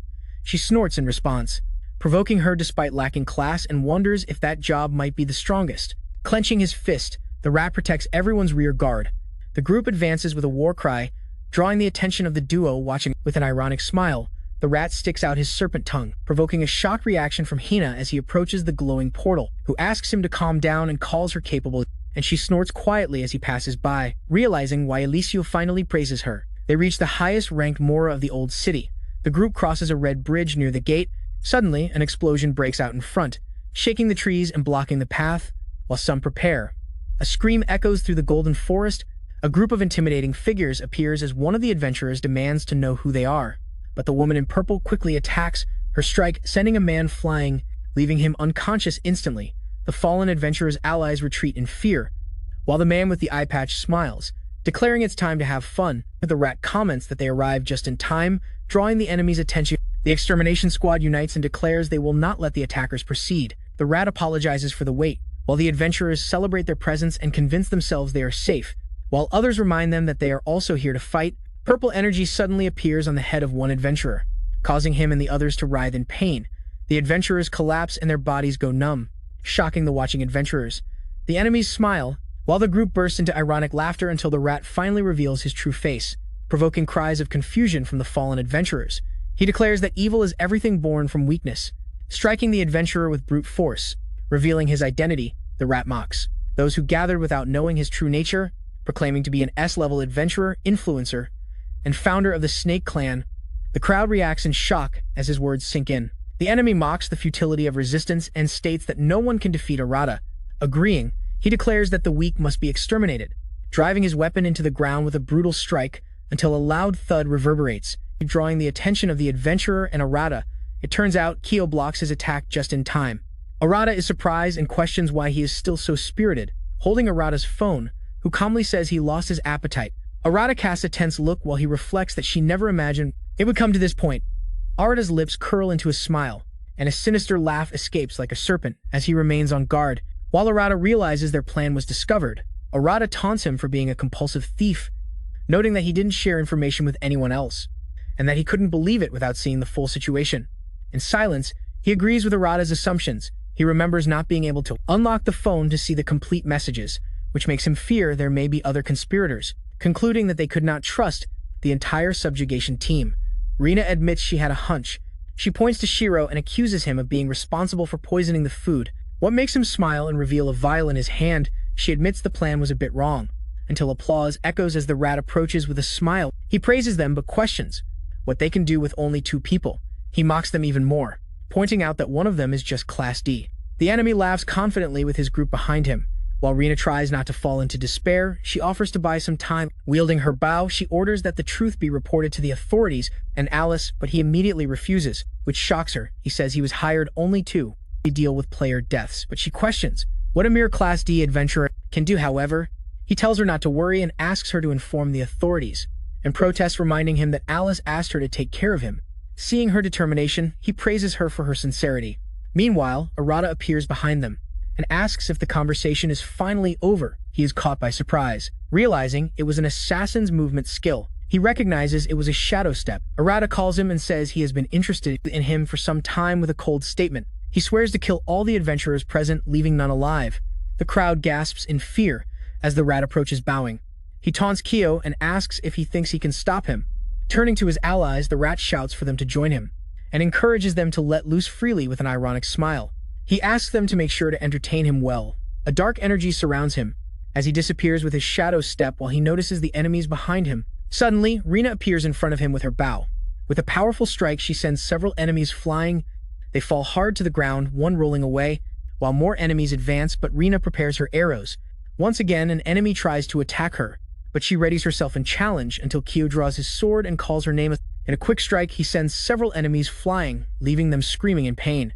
She looks back after the enemies are knocked down while he raises his sword and confidently reminds her that he once said being classless is the strongest shock. She shouts that it's not the group but he who is strong. Suddenly, a small vial falls to the ground with a crash, drawing their attention, making both notice it. And he immediately urges him to move away until a burst of green smoke fills the area separating them. She realizes they have been separated, and a voice declares that his opponent should be a colleague, and Class Shot taunts her while cornering her. As she stands before him, calling him a traitor, Rina pulls the bowstring and declares she will end this quickly. He responds calmly and notices that she speaks as if strength were the only thing that matters. She stares at him and says his way of speaking always irritated her. Hichiro smiles and says it's a matter of personality. While throwing several vials at her, she shoots an arrow in midair. Shattering the vials that hit them explode in a burst of colors. While she shouts that she will never understand him, he laughs as a single vial spins in the air, before shattering on impact, followed by a series of small explosions around Rina, leaving her tense and on guard. A powerful explosion envelops in a blinding light as flames break out across the battlefield. While Cairo laughs, he admits he knew she would shoot. Until Rina's arrow hits his shoulder, he gasps in pain. While she reminds him that arrows don't always come from the front. With a confident smile, she accuses him of blocking his own vision. He stares at him incredulously, saying that it was impossible, before admitting defeat suddenly. She screams to check if he is still alive. He pauses upon hearing her voice, and she smiles ironically, saying he is a classless person, and quite reliable. Suddenly, the rat appears behind him, swearing to defeat each one of them. Attacks, alarming Kyo as his enemy attacks him with a sharp dagger. Arata attacks him with incredible force, hitting Kyo, but he remains standing. Arata smiles and says nothing starts until he intervenes, noting that I admit he is incredibly fast, and that he can't keep up with him in his current state. Aina recognizes the overwhelming difference of an S-class and urges me to run. A dark energy surrounds Arata, while I grip his sword tighter, followed by a smile. She sees him smiling amid the tension with determination. He prepares for the approaching confrontation. Kyo suddenly brings down his sword with precision. Clashing with his opponent, his sword pierces Arata's shadow. While freezing in shock, Kyo reveals suddenly that he is also the #1 assassin for over 10 years. Looking ahead, the rat questions how he knows the weakness of the shadow step. He replies coldly that he simply knows a bit about assassins, leading the rat to respond he is full of mysteries. The rat suddenly puts the dagger on his thumb and asks if Kyo recognizes. Cutting his skin, a vortex of energy forms around while a dark power envelops him. As he approaches with a predatory smile, the sudden attack shocks the spectators and leaves them wide-eyed with alarm. A dark energy spreads across the temple grounds and envelops everything in its presence. Noticing the movement that I identify as an assassin's skill, called Dark Contract, her eyes narrow at the familiar feeling that it carries, leading to confirm that the rat is a contracted assassin. A stealth attack emerges from the ground, but he holds the dagger between his fingers, noting that she will be the most popular in 20 years, confidently stating that he knows all her tricks. He grabs the opponent's wrist in a quick counterattack, shocking Arata. When the blow is deflected and the dagger slips from her hands, Arata retreats with a tongue click, while dark waves spread over him, but he advances and attacks with precision. A powerful blow breaks through and hits the target. The strike hits a strange floating creature, resembling an eye that reveals itself to be a familiar, known as the Messenger of Shadows. The wave of energy that surrounds the temple slowly dissipates as the dagger falls to the ground with a sharp thud. And outside, Rina declares that everything is clear, the weapon is drawn. While the rat observes that the others act as if they know everything about assassins, I narrow my eyes and say I'll leave that to the imagination. Stepping forward, the rat says he is basically misunderstanding something. With an explosion of energy, he delivers a direct attack on Kyo. The blow makes him stagger, followed by a quick kick to the face. He is thrown into the air, and the force makes him fall backward. The rat states that even if the other manages to counterattack, he won't be able to defeat an S-class like him. But Rina advances, preparing her arrow to help Kyo. She readies her bow and shouts for him to run, but the rat responds with an ironic smile that instantly disappears. Kyo stands and asks the opponent why he is laughing, adding that it should be obvious to an assassin that Kyo admits he was saved by the opponent's low attack power, knowing that a different S-class jaw would have killed him instantly. The rat narrows her eyes with interest, and a malicious smile spreads across her face. Questioned if she has a chance to win, she confidently confirms yes. He decides that now is the time and asks for his status to be opened, which causes a bright screen to reveal his profession: science. At 81, the number blinks. provoking shocked reactions from Rina's and from knowing what that status means, while I calmly state that the conditions have been met to unlock a jaw. Hidden, triggering shocked reactions. A glowing lock icon appears while Kyo announces the release. He then declares a jaw change as the light surrounds him. His body is enveloped by a bright blue aura, marking the transformation. Knowing that everything led him to this moment, Kyo's stats glow and reveal his capabilities. A notification declares the unlocking of a hidden jaw. The title of craftsman is obtained, and his appearance changes with the new power that keeps his look determined. While Arata's shocked voice calls him to hear the mention of craftsman, Rina comments that she has never heard of a jaw that requires lack of class, and he explains that it is different from a requirement, and adds that the profession was chosen because proficiency accumulates quickly. Arata minimizes Kyo and observes that the jaw change alone will not reduce the difference in their skills. Arata unleashes a burst of blades, his attack called Serpent Strike, in response. Kyo calmly begins to create, followed by a blade materializing in the air. A huge weapon takes shape, which is the troll's broadsword. Arata steps back in shock and thinks he summoned a weapon, but Kyo corrects him, saying he created it, while warning that it's too early to be surprised, and countless glowing weapons appear, floating around him, intensifying Arata's shock, and he doesn't realize that the magical power of each weapon is overwhelming. Kyo calls his opponent and promises to show the vision from the top of proficiency. Kyo positions himself in front of countless forged swords with a calm expression. He notes the difference between this and simply creating copies. The vision of so many weapons shocks his opponent, who wonders how a person could create them with pure magical power. The idea of such a feat seems impossible, until he realizes that the Class D in front of him can actually surpass his own strength. Kyo provokes the opponent and declares he will close the distance alone. A glowing sword advances forcefully, striking Arata, while his eyes widen in alarm at the fierce anti-glare that stabs the sword into Arata's body, cutting him in half. His body suddenly turns to stone, leading him to spot a clone, which is another killer technique, and he watches with admiration and questions the wave of power. Struggling to understand his incredible speed, alarm fills Arata's eyes as he hides in the shadows before an overwhelming danger. A bright golden light bursts from Kyo's hand as he forges the sword. Shining and luminous, he grips the hilt tightly, channeling immense power with a command to illuminate. The blade shines as he casts a light golden across the battlefield. The golden flames burn Arata, forcing him to reveal himself, while Rina screams in shock upon discovering where he is hiding. The glowing sword hovers before Kyo. As he prepares his next move, a cold energy accumulates at his fingertips, altering the atmosphere. He then summons the ice sword Frostbind.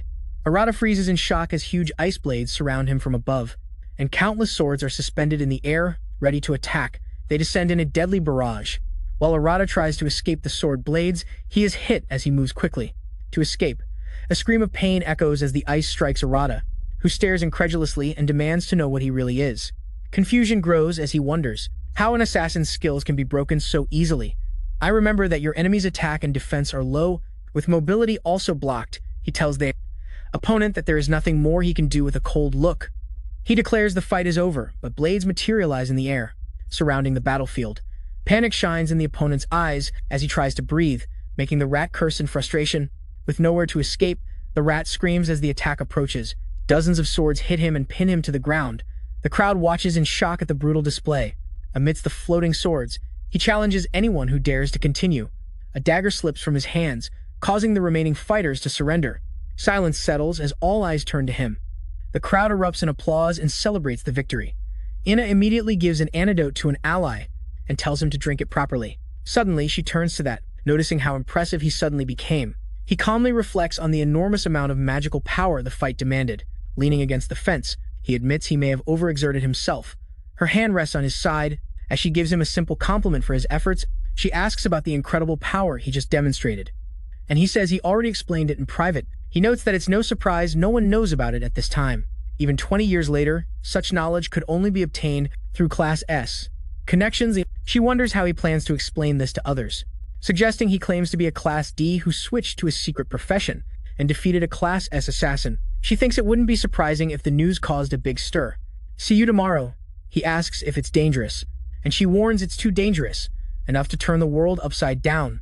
She decides to talk to Alice, planning to ask for her help to keep the secret, which he agrees would be useful. Curious, she asks about the secret job and how it works. With a smile, she wonders if she can also unlock the craftsman profession. Silently, he explains that unlocking the craftsman profession requires science that increases at different rates for each weapon.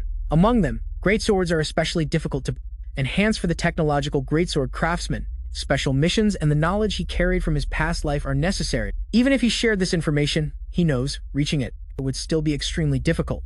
She encourages him to teach her. Instead of keeping the knowledge to himself, he says that even if he taught her, it's unlikely she could reproduce what she considers severe.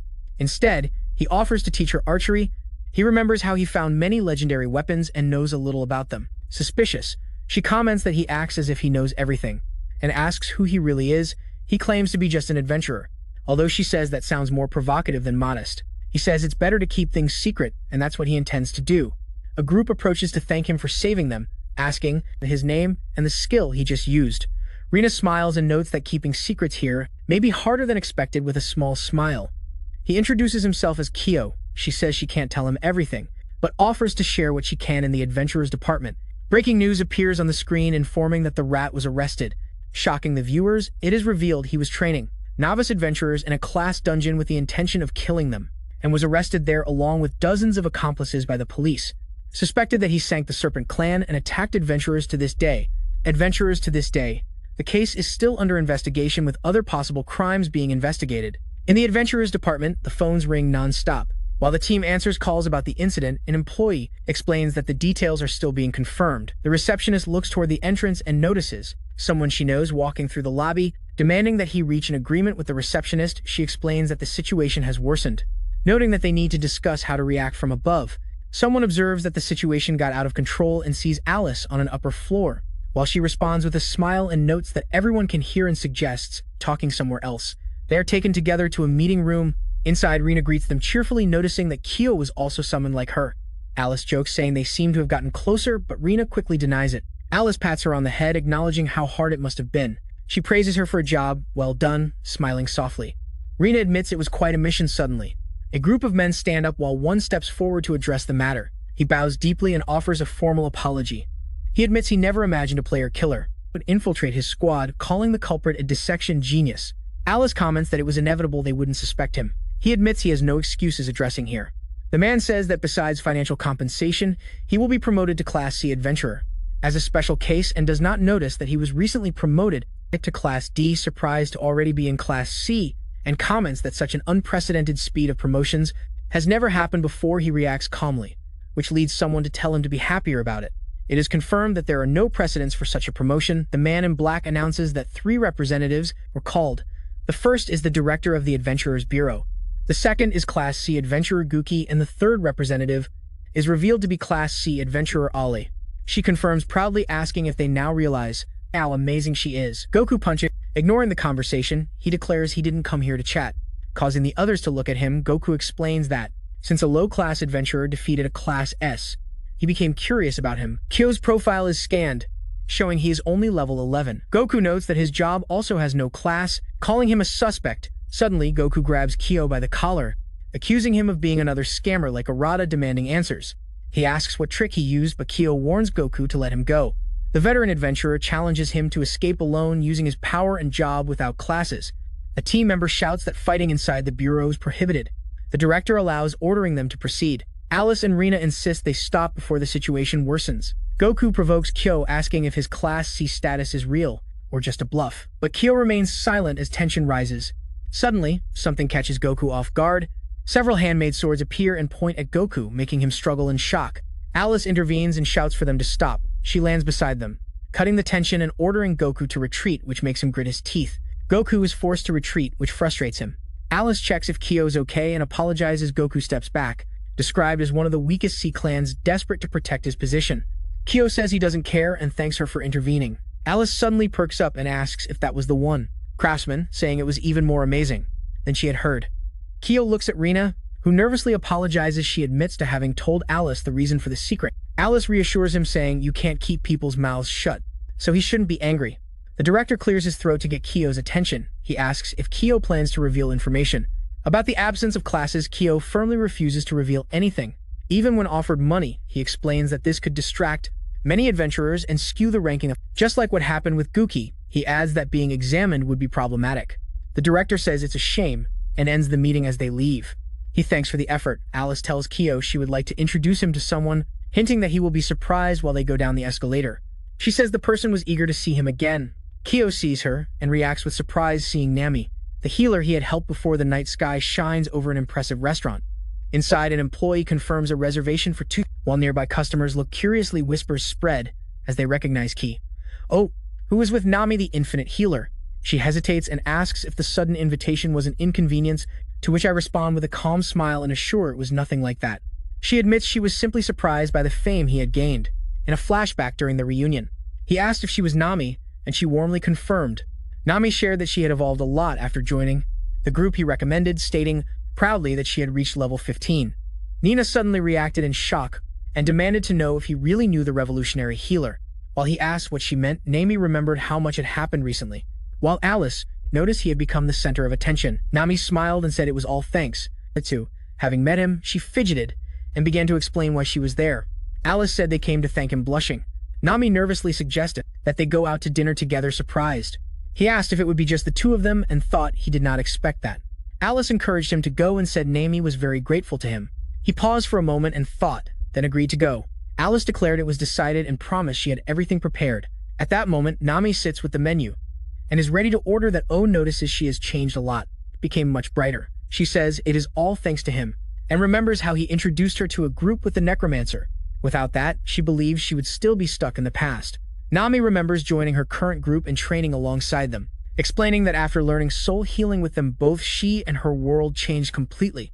He reflects on the term, recognizing its importance, and silently explaining that a healer can only learn it when paired with a necromancer, which makes him vital to assist weaker healers at the start.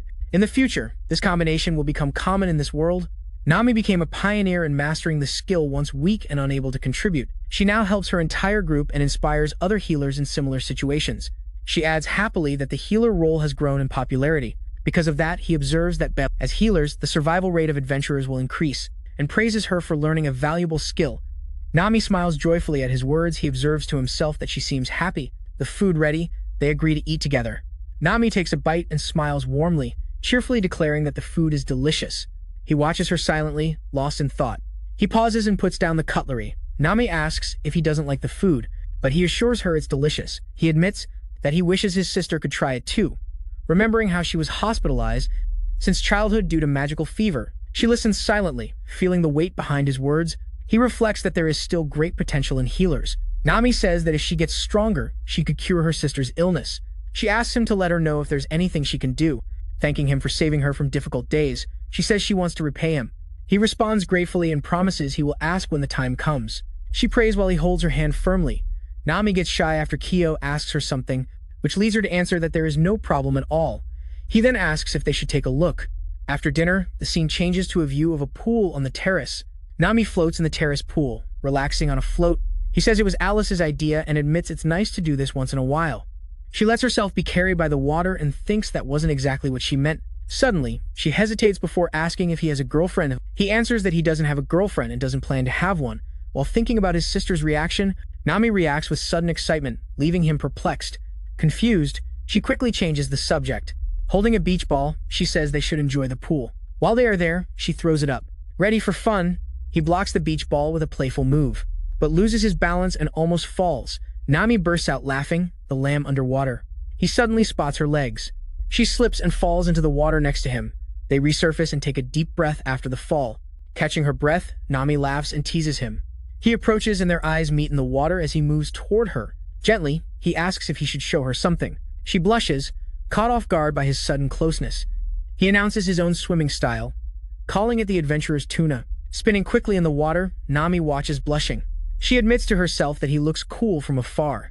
Someone watches them and comments on how they look like a strange couple. A slight rumble echoes through the forest, indicating a new adventure. Meanwhile, Rina lets out a long yawn after Kyo and Nami sit together in the Adventurers Guild Hall.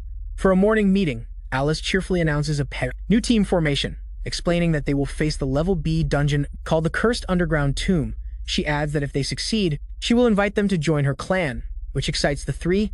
Alice warns that they are very strict and asks if they are still interested. The Q compare it to an entrance exam, confidently promising to do their best. Alice smiles after everyone agrees to the challenge, reminding them that from her era 20 years ago, the Fury of Carnelia, which used to be a high-level clan, had already dissolved. He remembers hearing about it in the news but can't recall why, lost in thought until she brings him back. and points out that it's rare for someone of his rank to be noticed. The team gathers and their ranks are revealed. C. Rank craftsman, B. rank healer, and A. rank archer. He is shocked upon realizing he is the lowest rank in the group while she teases him for taking so long to notice. They agree to work together again, wondering if this will be another lucky charm. Since the mission also affects their official admission, Rina enthusiastically promises that they will do their best. Alice then announces that the test starts tomorrow and dismisses them for now.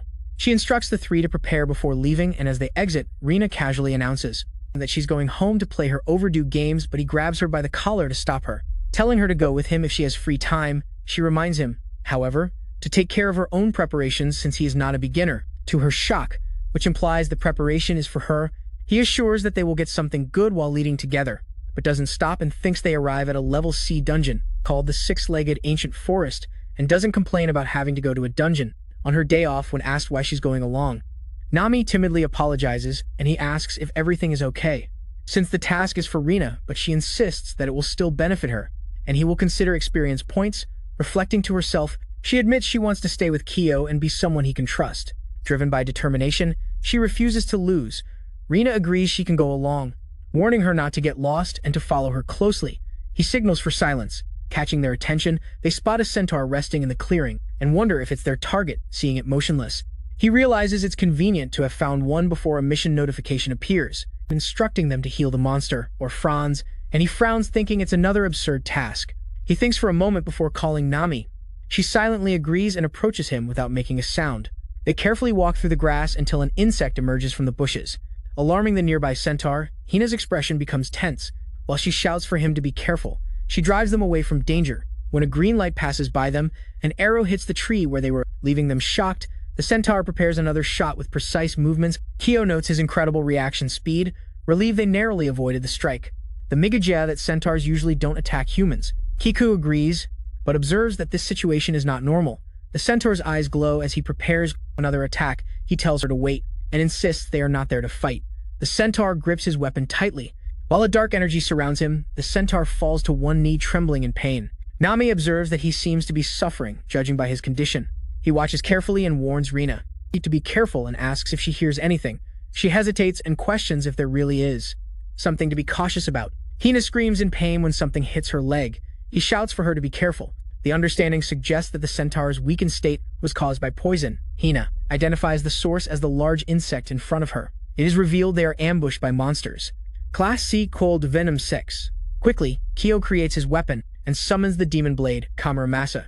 With swift strikes, he repels the monster to protect Rina.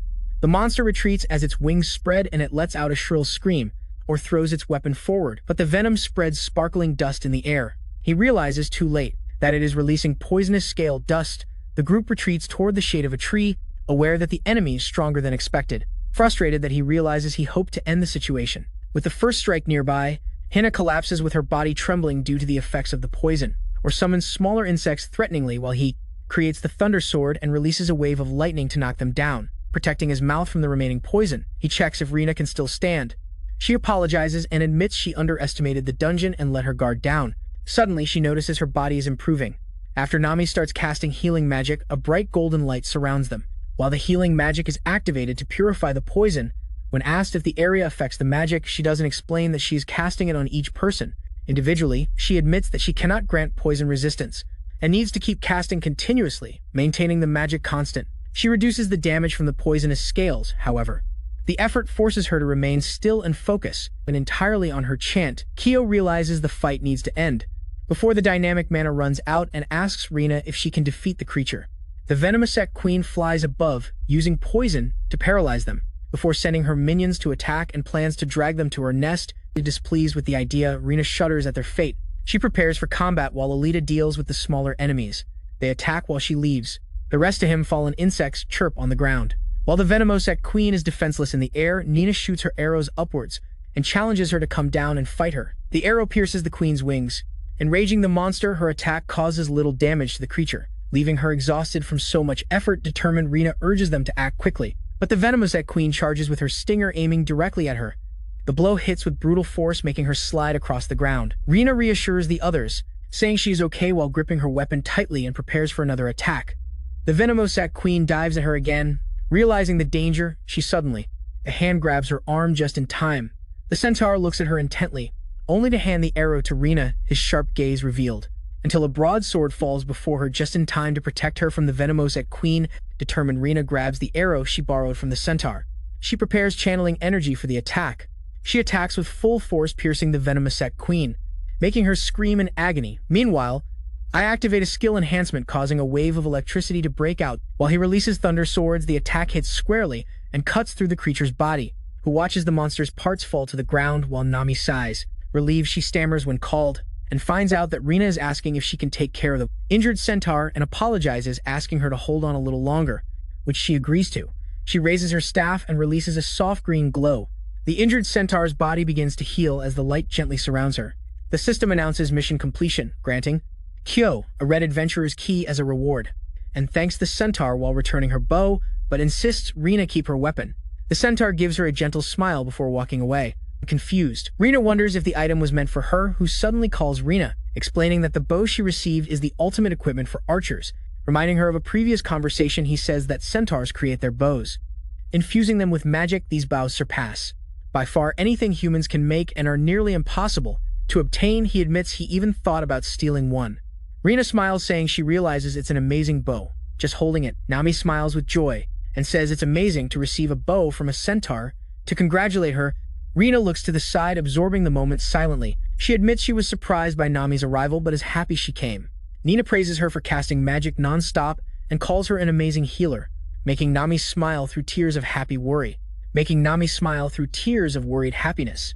Nina asks why she is crying, and she apologizes, who calmly reflects that thanks to the two of them, they gain a lot of experience. Suddenly, he looks at the stuck arrow with an insect on a tree, realizing that the centaur never intended to attack them from the start. Over the moonlit forest, the centaur peacefully walks away into the night. The next day, in the adventurer's office, Alice announces the start of the Carnelian Fury admission test. The group responds with determination while Alice wishes them good luck. Suddenly, Nami calls Kiwi Rina as they walk away, encouraging everyone to do their best with confidence. Rina prepares her bow and declares she will handle anything that appears. They enter the sinister level B dungeon, known as the cursed underground tomb. Inside, Rina's hands tremble as disturbing sounds echo around them. A swarm of bats screeches above, scaring Nami even more, who checks on her. But Rina insists she is fine, but Kyo asks where her confidence went. He explains that the cursed tomb is a place where monsters, undead, gather. Most ghost-type monsters are immune to physical attacks, something he admits he is not good at handling. Aina is shocked he didn't mention this before, pointing out that his idea of not being good differs from theirs. However, she just laughs and says they are just monsters and defeating them ends the matter. Disturbed, Rina still denies being scared, while Nami offers to hold her hand if necessary. Cho notices the atmosphere has become more tense. The ground suddenly begins to crack and move as shadows emerge, while something stirs beneath them. A rank sea goblin zombie bursts out and growls at the group. Rina prepares to attack while Nami offers her support. Suddenly, a shadowy figure approaches through the mist. Catching Rina's attention, she freezes in fear when a ghostly face appears before her in panic and stammers that it appeared, who intervenes and tells them to save their reactions for later. The zombies approach, but who prepares to face them with a flash. He summons a glowing sword. His radiant power sweeps the enemies with a single strike. Flames engulf the battlefield as the monsters are slain, recognizing the sacred attribute of his weapon and is impressed by his skill. Meanwhile, Rina looks around, shocked, realizing the ghost disappeared, who observes that a craftsman's strength comes from choosing the most compatible weapon, but powerful attributes consume a lot of magic. Meanwhile, the goblin's severed head begins to glow menacingly. A dark energy swirls inside it as the energy accumulates into a sinister form. A sinister figure emerges, revealing itself as a rank sea soul devourer, and he explains that they are at a disadvantage against formless monsters. In panic, Rina insists she can handle it, but he admits it is beyond his control, raising his staff.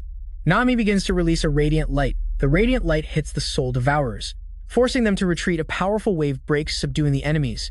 With a final wave of light, she completes the soul healing. Amazed, Aina exclaims upon seeing a healer defeating a monster. She explains that soul healing channels a powerful healing spell to the souls of the undead. Excess healing turns into magical power, enhanced for the recipient. With a radiant smile, she says it is a skill she learned thanks to Kyo. Impressed, Rina praises her as a revolutionary healer and notes her exceptional magical boost. Watching from afar, who realizes Nami has grown much more than expected and that they might be able to defeat their target, and he turns his attention forward, finding themselves surrounded by a crowd of enemies that becomes overwhelming. Realizing the danger, He urges everyone to run and lose them when asked if he knows where he is going. He follows his instincts, since he has been there before. Suddenly, they arrive at an imposing wall, realizing that the path ahead has disappeared despite his certainty that he had been there before. He admits that things must have changed and says they will have to fight. The group prepares to face an order too large to feel comfortable with. Suddenly, Nami hears the faint sound of a song. The sinister melody echoes as shadowy figures and monsters approach. Suddenly, Rina recognizes the figure and exclaims that it is the one she saw before. Before them stands the Death King and silently registers his shock at finding him there, knowing that there are few records about him. Warning that even an S-level adventurer could succumb. He encourages them to cover their ears. However, Nami looks around, confused, and realizes that nothing seems to be happening. The undead suddenly faint. Under the influence of the haunting song, the Death King's voice continues to echo, sending waves of power through the air. A dark force advances toward them, impossible to escape. They are hit by the energy as the shock spreads across their faces in the Paman energy. Instant, the group is thrown backward. Around by the sinister light, the group falls to the ground, realizing he is passing through walls, confused, who wonders what kind of ability this is and demands to know what she plans to do. The Death King extends his hand glowing with a sinister power. A bright force pulls them forward, and they realize they are passing through the wall. They fall to the other side and land hard on the ground, groaning in pain. They observe the surroundings and find themselves in a mysterious chamber that seems to be hidden suddenly. Hina's terrified scream and Koa as the Death King passes through the wall, his figure glowing and radiating while weapons are drawn cautiously, as the group prepares for any sudden movement. However, the Death King shows no sign of hostility while standing before them. He raises his hand silently as if making a request, asking Nami if she could lend him her power. She stares at him in shock and questions why he wants her power. The Death King suddenly utters the words, "Soul release." A strange lantern materializes and glows with a sinister light, until a shadowy silhouette begins to emerge. They realize the figure is the soul captor, the dungeon boss, and that something is trying to free him. Or explains that soul release captures the souls of the dead and uses their magical power. The captured souls become resources and grant immense strength to the boss for some reason. He now seeks to cut off his source of magical power. This can be done through the soul healing ability, a dynamic that converts the souls of the dead into powerful healing energy. He states his guess confidently and addresses the Death King, waving slightly in response. Hina questions how he knows so much, but he avoids answering. They position themselves before the Death King as attention in the room increases. The figure raises a glowing hand toward the wall, causing it to scratch and crumble into ruins, revealing a large opening created by the Death King, suggesting the boss is just ahead. They follow through a dark corridor, emerging into a vast chamber. They spot the figure. "Hey, did you watch the video this far? And you still haven't subscribed to the channel? What's up with that? Dude, you're slacking. Come on, my friend. Subscribe so we can hit 100k subscribers. It will make me very happy." Black damage in the background. The boss is sitting on a throne surrounded by ghostly, floating lights. The glowing eye of the soul captor opens, revealing itself as an S-level monster. Its power rises and forces the others to prepare, which reassures them, saying that as long as they follow the plan, they will be fine, and gives the order to move. Aim grabs her weapon tightly and focuses her magic in preparation. The soul captor holds his lantern, followed by a wave of power that breaks and fills the chamber with a violent glow. The explosion rapidly expands, threatening to engulf them. They are shocked by the reach of the attack as it approaches. They wonder if they will be able to dodge in time and prepare for impact. But a sudden shield of light surrounds them. The Death King positions himself in front of them and casts a protective barrier called the Curtain of Souls. Surprised, they wonder if she is really helping them. The Death King remains silent while the soul captor grips his lantern tightly as his power builds up again. The Death King advances and attacks with an energy explosion. The soul captor retaliates, releasing another wave of dark magic. They reveal that the lantern is the source of his infinite power, which allows him to attack without limits. While the Death King keeps the enemy under control, Nami finishes her chant and thanks everyone for waiting. She advances, releasing the soul's healing. With a bright green light, the magic hits the soul captor. Weakening his hold over the lantern, the display leaves the others stunned. With her power, Rina draws her bow and feels she will not lose. She fires the flaming arrow, the fiery projectile shooting toward the enemy. The soul captor grabs his lantern, summoning a Curtain of Souls barrier, but struggles to contain the explosion. Until it begins to crack, the soul captor staggers from the impact. While flames surround him, Mina recognizes the strength of the attack and believes both the excess magical power and her determined bow. She declares that they can advance and fires another smoking shot. The soul captor sings avidly and claims that all souls belong to him. The soul captor draws a chain, trapping Hina's leg and unbalancing her. She is violently thrown to the ground and pulled toward the enemy. The soul captor grabs her by the head, causing her to scream in agony. While the energy engulfs her, Nami screams desperately and rushes to her alarm. Suddenly, someone interrupts with a sharp reminder not to forget him. Q's strike hits and forces the soul captor to release her. He notes that the move is possible, thanks to the excess magical power. With a confident smile, he prepares to demonstrate a fully manifested, elaborate magic. The soul captor screams as his body burns under a sacred light. Flames engulf his arm while the sacred power spreads and consumes his form. That realizes that the monster's strength exceeds his expectations, which leads him to advance to attack and seize a beam of energy, and suddenly bursts from the monster's head while souls surround his body, which leaves him shocked. The light envelops his severed arm, while a dark energy arises, causing me to realize that the monster has fully regenerated. A bright energy sphere advances toward him as the monster fires a barrage of flaming projectiles. He spreads his arms and releases a devastating wave of destruction. The explosions fall like rain and force the others to take cover. Dark clouds whirl while the sky fills with sinister energy. The soul captor remains amidst the swirling energy as his power radiates. He bursts into maniacal laughter, dismissing the opponent's efforts as useless. However, calmly declares that the attacks didn't even scratch him, shocking the soul captor. The monster approaches while a radiant light forms before him, but the golden staff dynamic shines, releasing a healing command. His angelic figure descends while he realizes that his presence is the natural enemy of the soul captor. A blinding strike is delivered while he cuts his form, decapitating the monster. And I smiled, relieved, as the group celebrates the victory while the monster's body disintegrates into fragments of light, but its lantern remains. That I lower his sword towards him, releasing a blinding light around. Rays of light rise as all captured souls are freed, while the Death King holds a glowing orb with a calm and focused look. That he remains before the radiant light and watches the scene unfold. Suddenly, a soul trapped in the artifact begins to take shape, causing the Death King to gracefully descend and reach the freed spirit. With joy, he embraces the freed soul with a gentle warmth, provoking the shocked reaction of the light enveloping him. As he clasps his hands over his chest with a serene smile, he thanks, and his form dissolves into light, lighting up as they watch. The group wonders aloud what kind of demon he really was. While Nami giggles, softly reflecting that it is the first time a demon has thanked her, they agree and decide to go home together. The next day at the adventurer's office, Alice congratulates them on completing the dungeon and warmly welcomes them back. Alice officially welcomes them as members of the Carnelian Fury, making them vibrate with joy. They decide to celebrate when I arrive. Reporters suddenly gather and confirm their affiliation with the Carnelian Fury. People praise the feat of clearing the cursed underground tomb, watching their rise to fame alongside the revolutionary healer.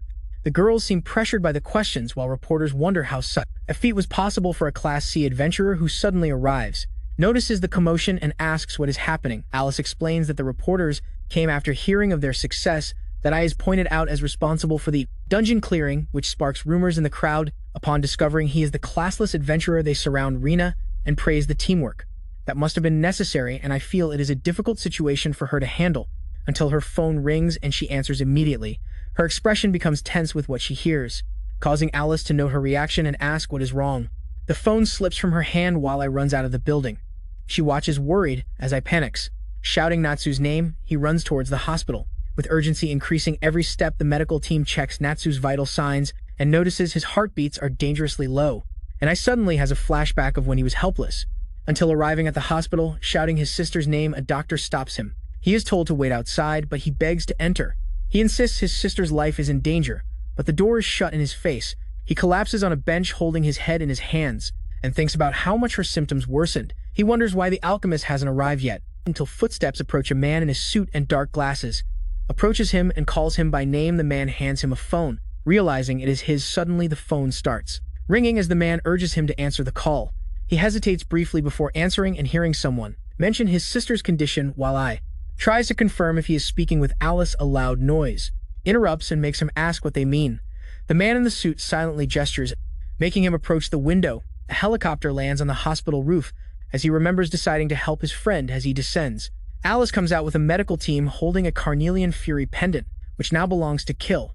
The medical team enters Natsu's room. What confuses the doctors is Alice's team suddenly declares that they will take control from then on. Two doctors protest against allowing the newcomers to take care of the patient until they realize they are magical doctors. It is explained that they are a medical organization that gained prominence after the emergence of mana using knowledge and magic to cure diseases previously considered impossible. The doctors admit that the newcomers are much more suitable for this case and entrust Natsu to their care. They identify her illness as a mana vortex, which is already at stage 3, and discuss starting a mana drainage operation. The doctors wonder why such renowned people appeared suddenly. Meanwhile, Alicia reassudes, saying they can trust her care. He remains silent. With visible attention on his face, they sit together in the hallway. As footsteps approach, the magical doctors finally appear and tell him they managed to stabilize her condition. He thanks quietly, but the magical doctors explain that Alice was the one who summoned them and that he should thank her. Alice tells him not to worry and states that it is simply her style. He comments on her nature and she agrees. She pats him on the shoulder and adds that she has more to say. She says she couldn't leave him alone, leaving him speechless. Alice teases him for showing such an expression, but he admits being grateful, while she responds with a warm smile that she watches silently from a distance, until he asks Alice if she could lend him a little more of her power. Wanting to save Natsu, he begs. Alice is surprised but says it is an honor for him to trust her, and asks what he needs from her, who reflects, silently, that her sincerity is genuine and decides he can trust her, even if that means revealing his secrets soon. He tells her he knows how to deal with the mana vortex. However, they will need a skill from the alchemist craft, and he asks if she knows anyone who can help. She admits never having heard of such a craft before. Realizing the craft has not yet been discovered, he concludes he needs to go to the elf world. He states that the skill acquired in that work is the key, explaining that a mana stone called the Moon Magic Stone, created by someone with that craft, is the only cure for the mana vortex. She recognizes the Moon Magic Stone and is surprised to see it has another use. He asks if she doubts his words, but she says she knows he is a man with secrets. She assures him he does not need to reveal everything. Alice declares she will not abandon her friends, asking him to listen carefully. She has already seen someone change the structure of mana stones before. Although uncertain if it is the necessary skill, she insists it is worth checking. He agrees immediately, and she warns him to be prepared. There she reveals with a knowing smile that the person they are talking about is a big shot. An elegant car speeds down the street. Driving a knight with a Chanel haircut arrives at the Central Tokyo University Hospital and enters smoothly. In the garage, Dr. Tara gets out of the car and a group of reporters runs toward him asking if he developed another medicine, and he answers that it was not that difficult. The reporters praise his skill and ask what his secret is, while he responds with a confident smile that it is simply talent, brushing them off. He says to schedule an appointment next time. While security holds back the crowd, he adjusts his coat in the hallway and thinks that this talent is a gift from God. Assistant informs him that his rewards for developing new medicines are on the table, leaning back in the chair. He calls it a money tree before opening the envelope. Enthusiastically, Tara grabs stacks of bills and brings one close to his face. With a deep sniff, he savors the aroma and murmurs that it is pure happiness lying with the bills. He declares that his talent is like something when answering a call from his father. He is informed that someone wants to meet him today. The father says he doesn't know, but that the person seems to have great authority. Shocked, he demands clarification. The father explains that it is urgent for him in the hospital. Reluctantly agreeing, he is informed that the person's data will be sent before the call ends. He wonders who could be pressuring his father, a politician, to such an extent. He receives the data and sees it is from Kyo, a rank C adventurer. Disappointed, he thinks the person is just an ordinary adventurer. Later, Tara is informed that the guest has arrived. With an ironic smile, he says to let them in. Kyo enters and thanks for the time. Tara greets him and notes there must be urgent matters to discuss. He asks that the conversation be brief and Kyo agrees. He says he is looking for an alchemist and was told Tara has that power, and introduced him. Kyo says it's no problem if Tara doesn't understand, but that this would end the conversation, which leads Tara to understand the reason for his visit. Tara admits he doesn't know which contacts Kyo used, but says the person who referred him knows too much. Kyo realizes his guess is correct, and begins to confirm Tara's identity. Tara reveals he was once a doctor, but now is a Class A adventurer with the role of alchemist. Kyo thinks to himself that he finally found him. When Tara asks what he wants, Kyo says he needs help making a certain medicine. Tara agrees but immediately asks how much he will pay. He boasts that his talent is not cheap and questions if Kyo knows how much authority he has in pharmacy, but he answers bluntly that he doesn't. Shocked, Tara reacts. When Kyo says he only heard he was a doctor, Kyo apologizes and says he can't pay much, but offers valuable information in exchange. Tara questions the value of the information and insists that Kyo is not in a position to negotiate. Thinking he can threaten him, Tara activates his power and orders him to leave. A wave of energy distracts Kyo, leading Tara to take the opportunity and attack him. However, Kyo simply blocks his kick with his arm, colliding with Tara. Swinging his arm, Tara is thrown far away. The alchemist falls to the ground, wondering what kind of power that used him. Surrounded by scattered bills, Tara demands to know if Kyo is really a Class C. Shaken, he observes Kyo calmly asking for his help and stating he needs his skills. Terra refuses to help someone who can't pay him. While Kyo observes that Terra clearly loves money, Terra admits it, smiling. He says money is everything in the world and heavier than life itself. Kyo smiles, realizing that this is his advantage. He tells Terra that if he follows his instructions, he could make a fortune.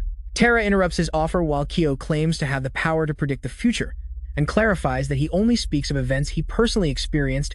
With a calm smile, he suggests that cooperating with him would lead to making a fortune. Terra mocks the idea, dismisses it as absurd, and refuses to believe him, thinking it normal to be questioned. Kyo remembers Alice promising to help and notes how she always follows her own pace. Kyo grips his cell phone tightly, determined not to back down. He promises to prove his prediction. Since the alchemist is in doubt, Terra smiles and asks if it will be a weather forecast instead. Kyo shows a photo of a man and predicts that in the near future, this person will cause a traffic accident and will be arrested for hit and run. He adds that before fleeing, the man will assault the victim again with his car and receive a severe punishment. Shocked, Terra insists it is impossible, claims to know the man and denies such behavior, proposing a bet and sliding a piece of paper. He explains that if the events unfold exactly as predicted, the man must contact him. With an ironic smile, he adds that if money is what he wants, he will be waiting, crossing a portal. He leaves while Terra watches and silently mocks. Falling, Terra calls him crazy and disdainfully crumples the paper and throws it in the trash the next day. The press reports that the former deputy was found guilty of suspected hit and run, followed by escape. The information is that, after hitting the victim with his car, he fled and hit again. Upon hearing the news, Terra is paralyzed in shock. The phone rings and he answers, with a calm comment that he was waiting, shouting on the line. Terra exclaims that the prediction came true and demands to know what he did. With an ironic smile, he replies that he did nothing and just saw the future, who then instructs Terra to go to a place he indicates and says he will be waiting. Where money is made, Terra leaves surprised and finds himself in the trash depot of a dungeon surrounded by piles of discarded materials, who approaches while Terra shouts in frustration, demanding to know what this has to do with making money, and calling it a pile of trash. He explains that it is there that the dungeon's waste is discarded with adventurers, frequently bringing their items there, and sometimes the items are mirrored directly from a gate, who explains that the discarded items are special and cannot be processed with current technology, so they are simply thrown away. However, he predicts that in 3 years, technology will be developed to transform these materials into biofuel. With Terra's abilities, this could be achieved in 1 year. He concludes that with such an advantage, the business could be completely monopolized. With a dark smile, Terra thinks to himself that he will not be fooled. He accuses the other of wanting to use his talent for personal gain. Dismissing the idea as absurd, he releases his power, a blue lightning, and breaks, shatters the pile of trash, who watches in shock. While the decomposition and reconstruction ability is activated, Terra forms a huge golem and shouts that he is being mocked. Angrily, he swears not to forgive him and delivers a punch to the golem. The blow hits the ground, forcing him to retreat. Realizing that his opponent is the true alchemist, he begins to create a shining scourge sword that materializes in his hand. With a quick strike, he shatters the golem's arm. Debris falls as the blow forces Terra's back.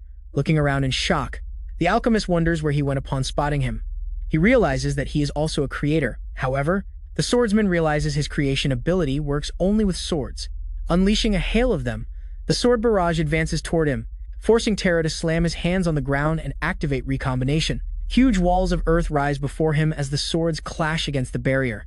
With tremendous force, the impact cracks the surface, but the walls hold for now. The swords pierce the wall, shattering one blade centimeters from Terra's face, making him tremble with terror as it hovers threateningly over him, while he sits on the ground. Who lowers the weapon and assures he is not being deceived, who says he wants cooperation, clarifying it will not be free and offering an equivalent exchange, admitting that money is the most important thing in the world.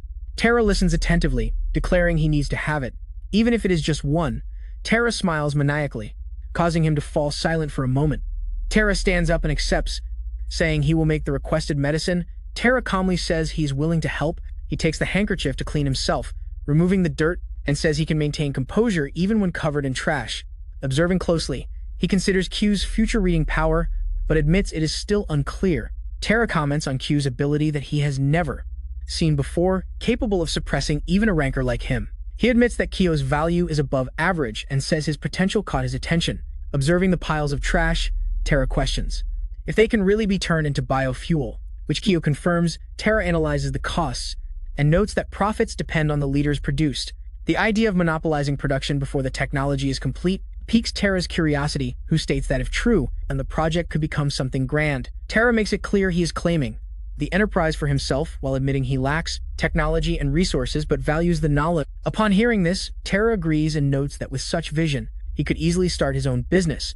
He comments that he will even create a medicine for him, imagining what he has already foreseen with a smile, asks to witness and shakes his hand before saying goodbye. Privately that, he feels everything is falling into place and asks the analyst to wait just a little longer. The next day at the General Research Building of the Central University of Tokyo, Terra receives his visitors in his personal laboratory. Alice and Kyo enter. Terra expresses that it is an honor to receive Alice, and she reciprocates the kindness. She explains that she got his contact through her connection, who presents the ingredients for the medicine. Surprised, Terra recognizes them as magical moonstones. It being the first time he can see her holding one, he feels strong magic within it and notes its beauty. He is informed that the stones do not awaken and must be activated, using his alchemist ability, which leads him to try. Despite finding the explanation vague, Terra asks about the effects of the unawakened stone, revealing that it serves to treat mana shock. Surprised, Terra reacts to the rarity of such a cure and notes that none existed until then. He warns that he will not help if it is for nonsense psychotherapies, but assures that it is the truth. The magic contained in the stones can neutralize the mana blockage caused by mana shock. This means the disease can finally be treated with conviction, who insists he is not wrong, and asks to be trusted. Upon hearing this, Terra becomes visibly excited, realizing that Kyo is actually a hidden treasure. He sends a message before asking which property should be altered. In a state to change the property to heat, he positions the stone. Recognizing the instruction, he prepares to begin. With electricity, he forms a pipe around it. He claps his hands, focused. He begins channeling his power into the stone, energy swirling around him. As he channels heat into the stone, the air ripples strongly, making the spectators shiver. They watch with curiosity, wondering what the result will be. Despite the intense heat, the stone remains unchanged. He decides to condense the energy to increase its thermal efficiency. The stone suddenly reacts, leading Terra to announce that the reaction has changed. Noticing that its outer layer is dispersing the heat, he focuses on radiating its core. The crystal shines more intensely. As the transformation progresses, satisfied, he says he can now see clearly and begins reorganizing it precisely. With a final adjustment, he declares the process complete. The crystal breaks, releasing radiant fragments. From the remains emerges a bright and perfect sphere. He raises it high and confirms that the task has been accomplished, handing it to him and asking if the result is satisfactory, which leaves him surprised. Holding the glowing sphere, he confirms it is perfect. Without any problem, he recalls that normally, the creation of this medicine would take years. He remembers the moment he lamented in front of Natsu's memorial while swearing that she can finally be cured. Overwhelmed with gratitude, he shakes Terra's hand and thanks him for making it possible to save his little sister. He reflects on how much his sister means to him, saying he is proud to have witnessed a historic moment. However, she warns that the achievement must be treated with caution, as it could cause global uproar. He agrees and prefers to avoid a public announcement if possible. Terra protests and insists that now is the perfect time to reveal it. Since the medicine targets a disease that threatens humanity, Terra reminds that his sister is not the only one suffering, and people all over Japan and the world need the medicine. Alice notes that Kyo has the power to foresee the future but chooses to keep it hidden. Terra narrows his eyes thoughtfully until his men enter and inform him that suddenly there are many people outside.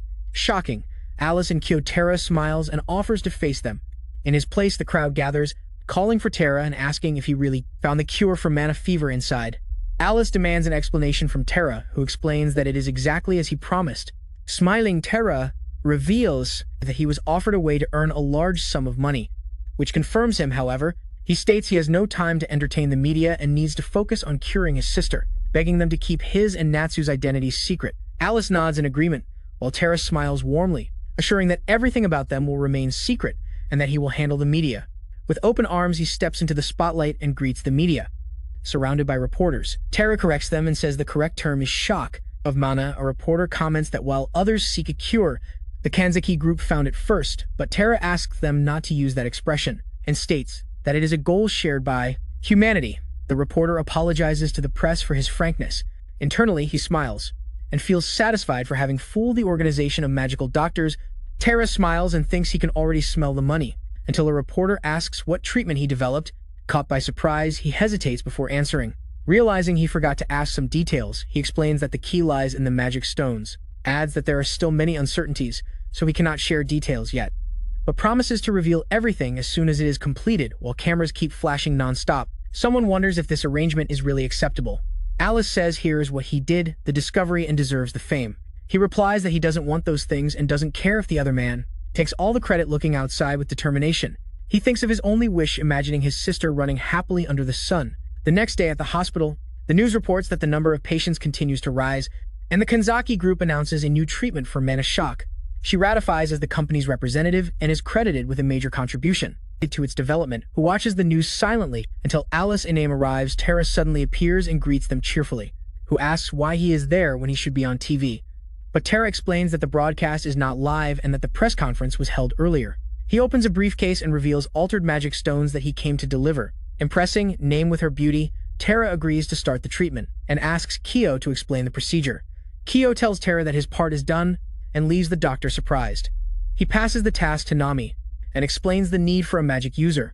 Nami agrees enthusiastically, while Kyo smiles and says he is counting on her. Tara protests, while Alice teases him, saying he must be nearby because he doesn't know how to use the magic stones. Tara laughs at the accusation and insists that she is there only for the good of the people in the world. Ryo sits next to Natsu and acknowledges her pain. He gently holds her hand and assures her that everything will be fine, because he is there, looking into her eyes. He asks if she is ready, opening the box of magic stones, that calls her by name, placing a magic stone in her hand, and assures her he is there. He declares his intention to save her. The stones rise into the air and form a glowing circle above them. They shoot beams of light toward her and envelop her body. Natsu trembles as the dark energy inside her begins to react, and/or incite Nami to start as soon as the blocks are removed, and will improve Natsu's condition. Nami channels her power and casts healing magic on Natsu. Natsu's breathing stabilizes as the treatment continues, who struggles to maintain the magic and realizes how much mana is being consumed. Remembering that was why he became strong, realizing his level may still not be enough. He prays as exhaustion begins to overwhelm him. Alice suddenly approaches him while Q starts to struggle. She tells him they cannot fail here and offers her help. He thanks her gratefully. As their combined powers feed the magic stones, the light intensifies, flooding the environment with golden energy. Nami notices the increasingly strong glow and leaves Tara stunned. A magic stone breaks under the intense energy, followed by fragments of golden light that spread as they protect themselves. The fragments float gently over Natsu, while Tara instantly asks if they succeeded, and who replies that it should have been enough. Natsu opens her eyes slightly and softly calls her older brother, who runs to her side, asking if she is okay and how she feels. She says she feels better. Smiling softly, she tells him the pain is gone, who hugs Natsu tightly, relieved to see her safe. Overcome with emotion, he tells her he is happy. Tara explains that by channeling mana to the stones above the patient, the treatment becomes possible. Alice grabs them and decides to step out to discuss the details and give the siblings some privacy, who remains by Natsu's side, holding her close in the silent room. The newly developed medicine by the Kanzaki group greatly improved the treatment for mana shock and reduced casualties. However, mana shock remains a serious problem, and the situation still requires caution to mass-produce the drug. The Kanzaki group seeks cooperation from adventurers, the magic stone of the moon as the main ingredient. While running, Natsu checks her phone and notices a received message. She smiles happily. He greets his brother joyfully. He asks how her body is, and she replies that she is great, currently running. He says he is on the highest mountain on Earth, at the summit of Mount Everest. He notices her surprise at how quickly he got there. He confirms he is about to descend, and she calls him amazing, asking why he chose that mountain with a thoughtful look. He begins to answer that it completes him, the journey to climb the highest mountain and receive his reward. He explains that a mountain exists to be conquered, and she calls him weird. She says it's okay, as long as he is having fun, adding that being able to walk freely is true happiness. She declares her decision to become an adventurer like him with the goal of collecting magical moonstones for the sick. Upon hearing her determination, he responds calmly. She asks if he will support her, and he agrees. Promising to help her get stronger, he suggests they practice climbing together when he returns. But she admits she still lacks confidence. A few days later, his plane lands at Narita Airport in Japan. Tired from the long and difficult flight, he feels his stomach growl and realizes he is hungry. He thinks about inviting Natsu for a meal while walking through the airport. Upon spotting a woman holding a sign with his name, he looks confused. She asks if he is Q, and he confirms. He questions who she is and how she knew he would be at the airport, ignoring the questions. She says her master is waiting for him. He wonders what will happen if he refuses, but she encourages him not to say that. She explains that her master wants to show appreciation for his work in developing the treatment for Monochoke. Confused, he asks what she means. She replies that her master already knows everything and invites him. If he is interested, she gestures toward a car with a tray of fresh fruit inside. He asks if he can eat and she tells him to enjoy. The car speeds down the road toward the destination while he nibbles on the fruit. She informs that they will arrive soon. They stop in front of an imposing building, adorned with blue flags as he gets out. He looks surprised at what awaits him. She announces to her master that she brought Kyo and receives his praise. A man approaches and welcomes him. He apologizes for bringing him, forcibly revealing himself as Kira, the S-class adventurer of the Frozen Elite Guild, and he immediately recognizes him as expected, noting that Kira is on the same level as the powerful Carnelian Fury Guild. As Kira approaches, he already feels the overwhelming pressure and wonders what he wants without warning. Kira suddenly runs and grabs him in a tight hug, shouting with joy or is startled when Kira thanks him and calls him his savior. Kira explains that the medicine Kyo developed saved his wife's life. Kira says he thought there was no hope for his wife, but Kyo saved her. Kyo realizes she was also affected by monochok and is happy she recovered. Expectedly, with tears in his eyes, Kira confirms and hands a photo to Kyo. Kyo sees how different she is now and fills with happiness. While Kira thanks him again, Kyo wonders how he knew it was him. Despite asking for his identity to be kept secret, Kira hugs Kyo excitedly, saying no gratitude will be enough. Wanting to reward him as much as possible, he invites Kyo to join the Frozen Elite. Kyo is surprised but politely declines, explaining he is already in another guild. Kira assumes it is the Carnelian Fury, but points out something is missing that his guild has. He reveals they have a lead on the S-class dungeon, known as the Abyss. Kyo reacts. Surprised by the revelation, Kira explains that the path to the dungeon has been closed for years with a knowing smile. He asks what Kyo thinks, extending his hand. He invites him to join them. What about you? Realizes the offer is to venture into the S-class dungeon. The Abyss, the S-class dungeon, known as the Abyss, usually has a closed gate, making entry impossible. It is an unexplored and difficult place to conquer, but the seal will break if a certain condition is met. He remembers hearing that the gate would open and asked if there really was a lead to get there. Kira confirms and says it is a clue on how to reach the core of the Abyss. Despite Chameleon, the raid being full of brilliant people, not even Alice managed. He confirms that the Abyss continues to be the most difficult and invincible abyss.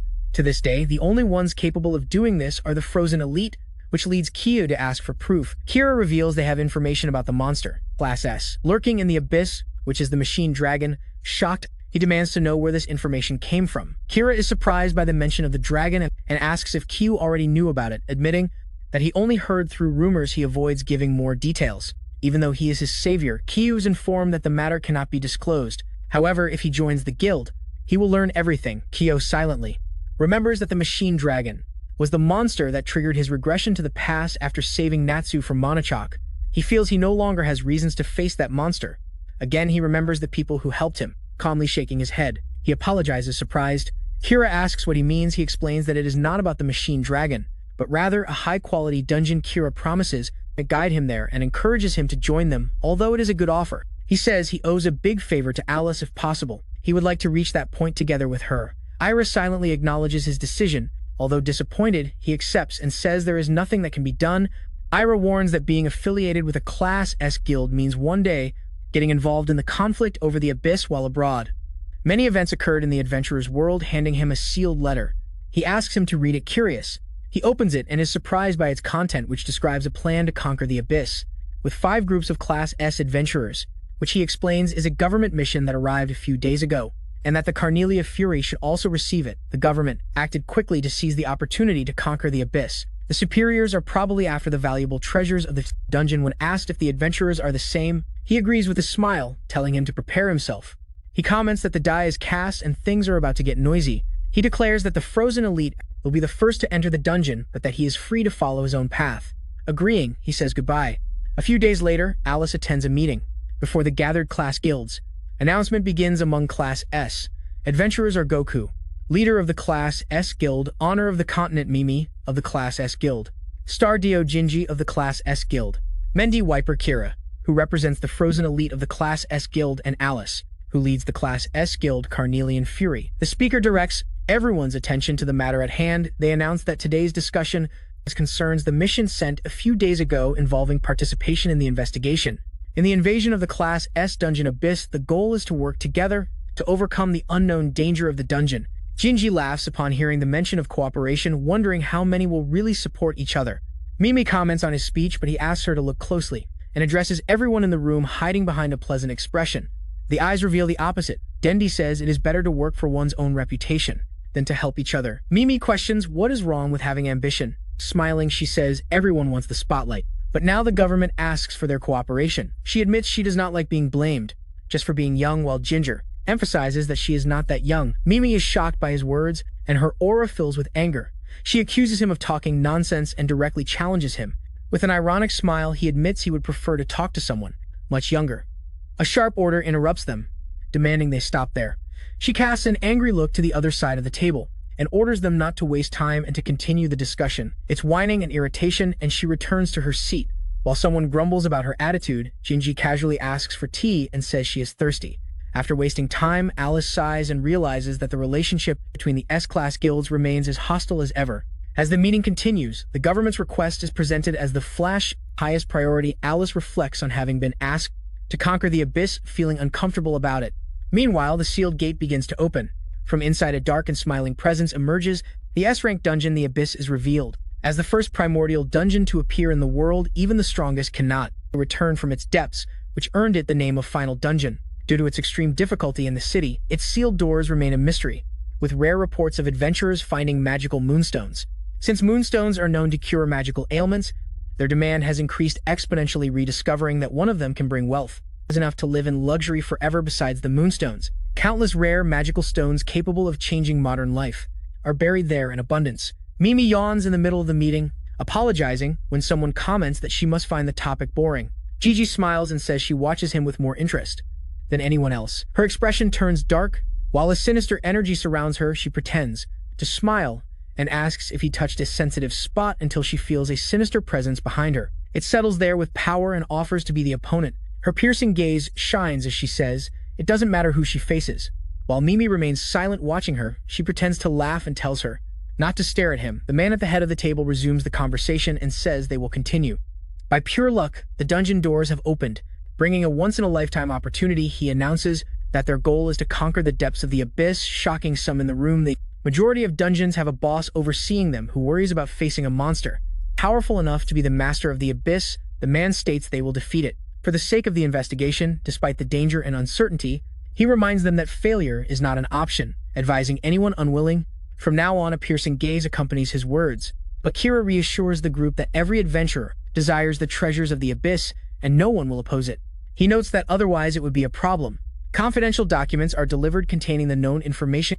A man reads about a mechanical dragon, realizing the danger of venturing into the depths against such an enemy. Mimi taunts him and suggests he leave if he is scared. Irritated, Goku accuses her of mocking him and warns against underestimating an S-rank. He bangs on the table.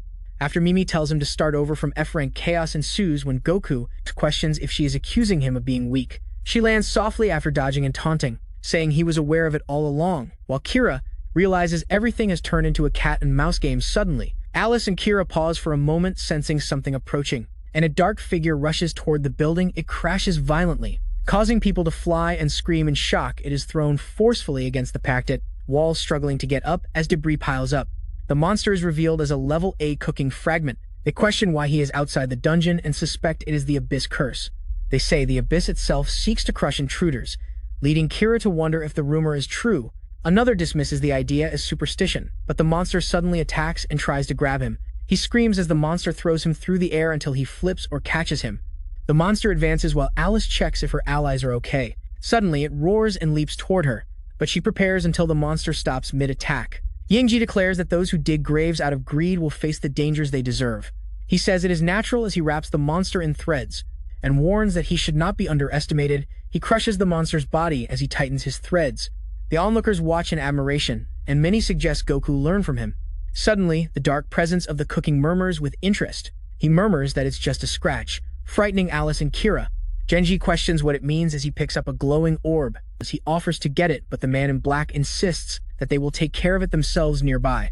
Kira repeats the words the cooking uttered there and wonders what he means, and he advises to remember some things. He admits to knowing Kyo, and wonders if she should be informed. Alice observes this might be a chance to get to know Kyo better. Genji says they have reached an agreement, and he says goodbye before leaving. He tells her not to end up like the mummy, grabbing the mummy, and to do her best, walking through the city, checking his cell phone. After being summoned, he looks up and realizes it is his first time visiting the headquarters of the Carnelian Fury. Inside the Carnelian, he walks toward the reception under a large, illustrious.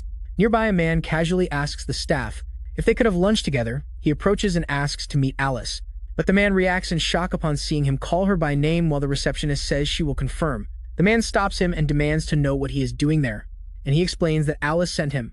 The man calls him a guest and suggests using a formal name for Alice. He firmly replies that he is not a guest, but a clan member. The man points at him, emphasizing that as a newcomer he should know that the leader of the Carnelian Fury is Alice. He warns him not to act overly familiar and advises him to show proper respect and avoid making enemies on his first day. He thinks to himself that he can't imagine Alice establishing such a rule, insisting he has his own way of showing respect. The man tells him to pay attention to elders, but he ignores him, saying he barks too much and isn't worth listening to. Elsewhere, Rena carrying food to surprise Kot. She greets him casually, surprising the man who realizes they know each other. The receptionist insists she stop them. While Rena asks if they are fighting, he looks at her food and says it looks tasty. While she comments that new recruits usually start with training, the man shouts that the two are arrogant and warns that disrespecting Alice is the same as disrespecting the Carnelian Fury.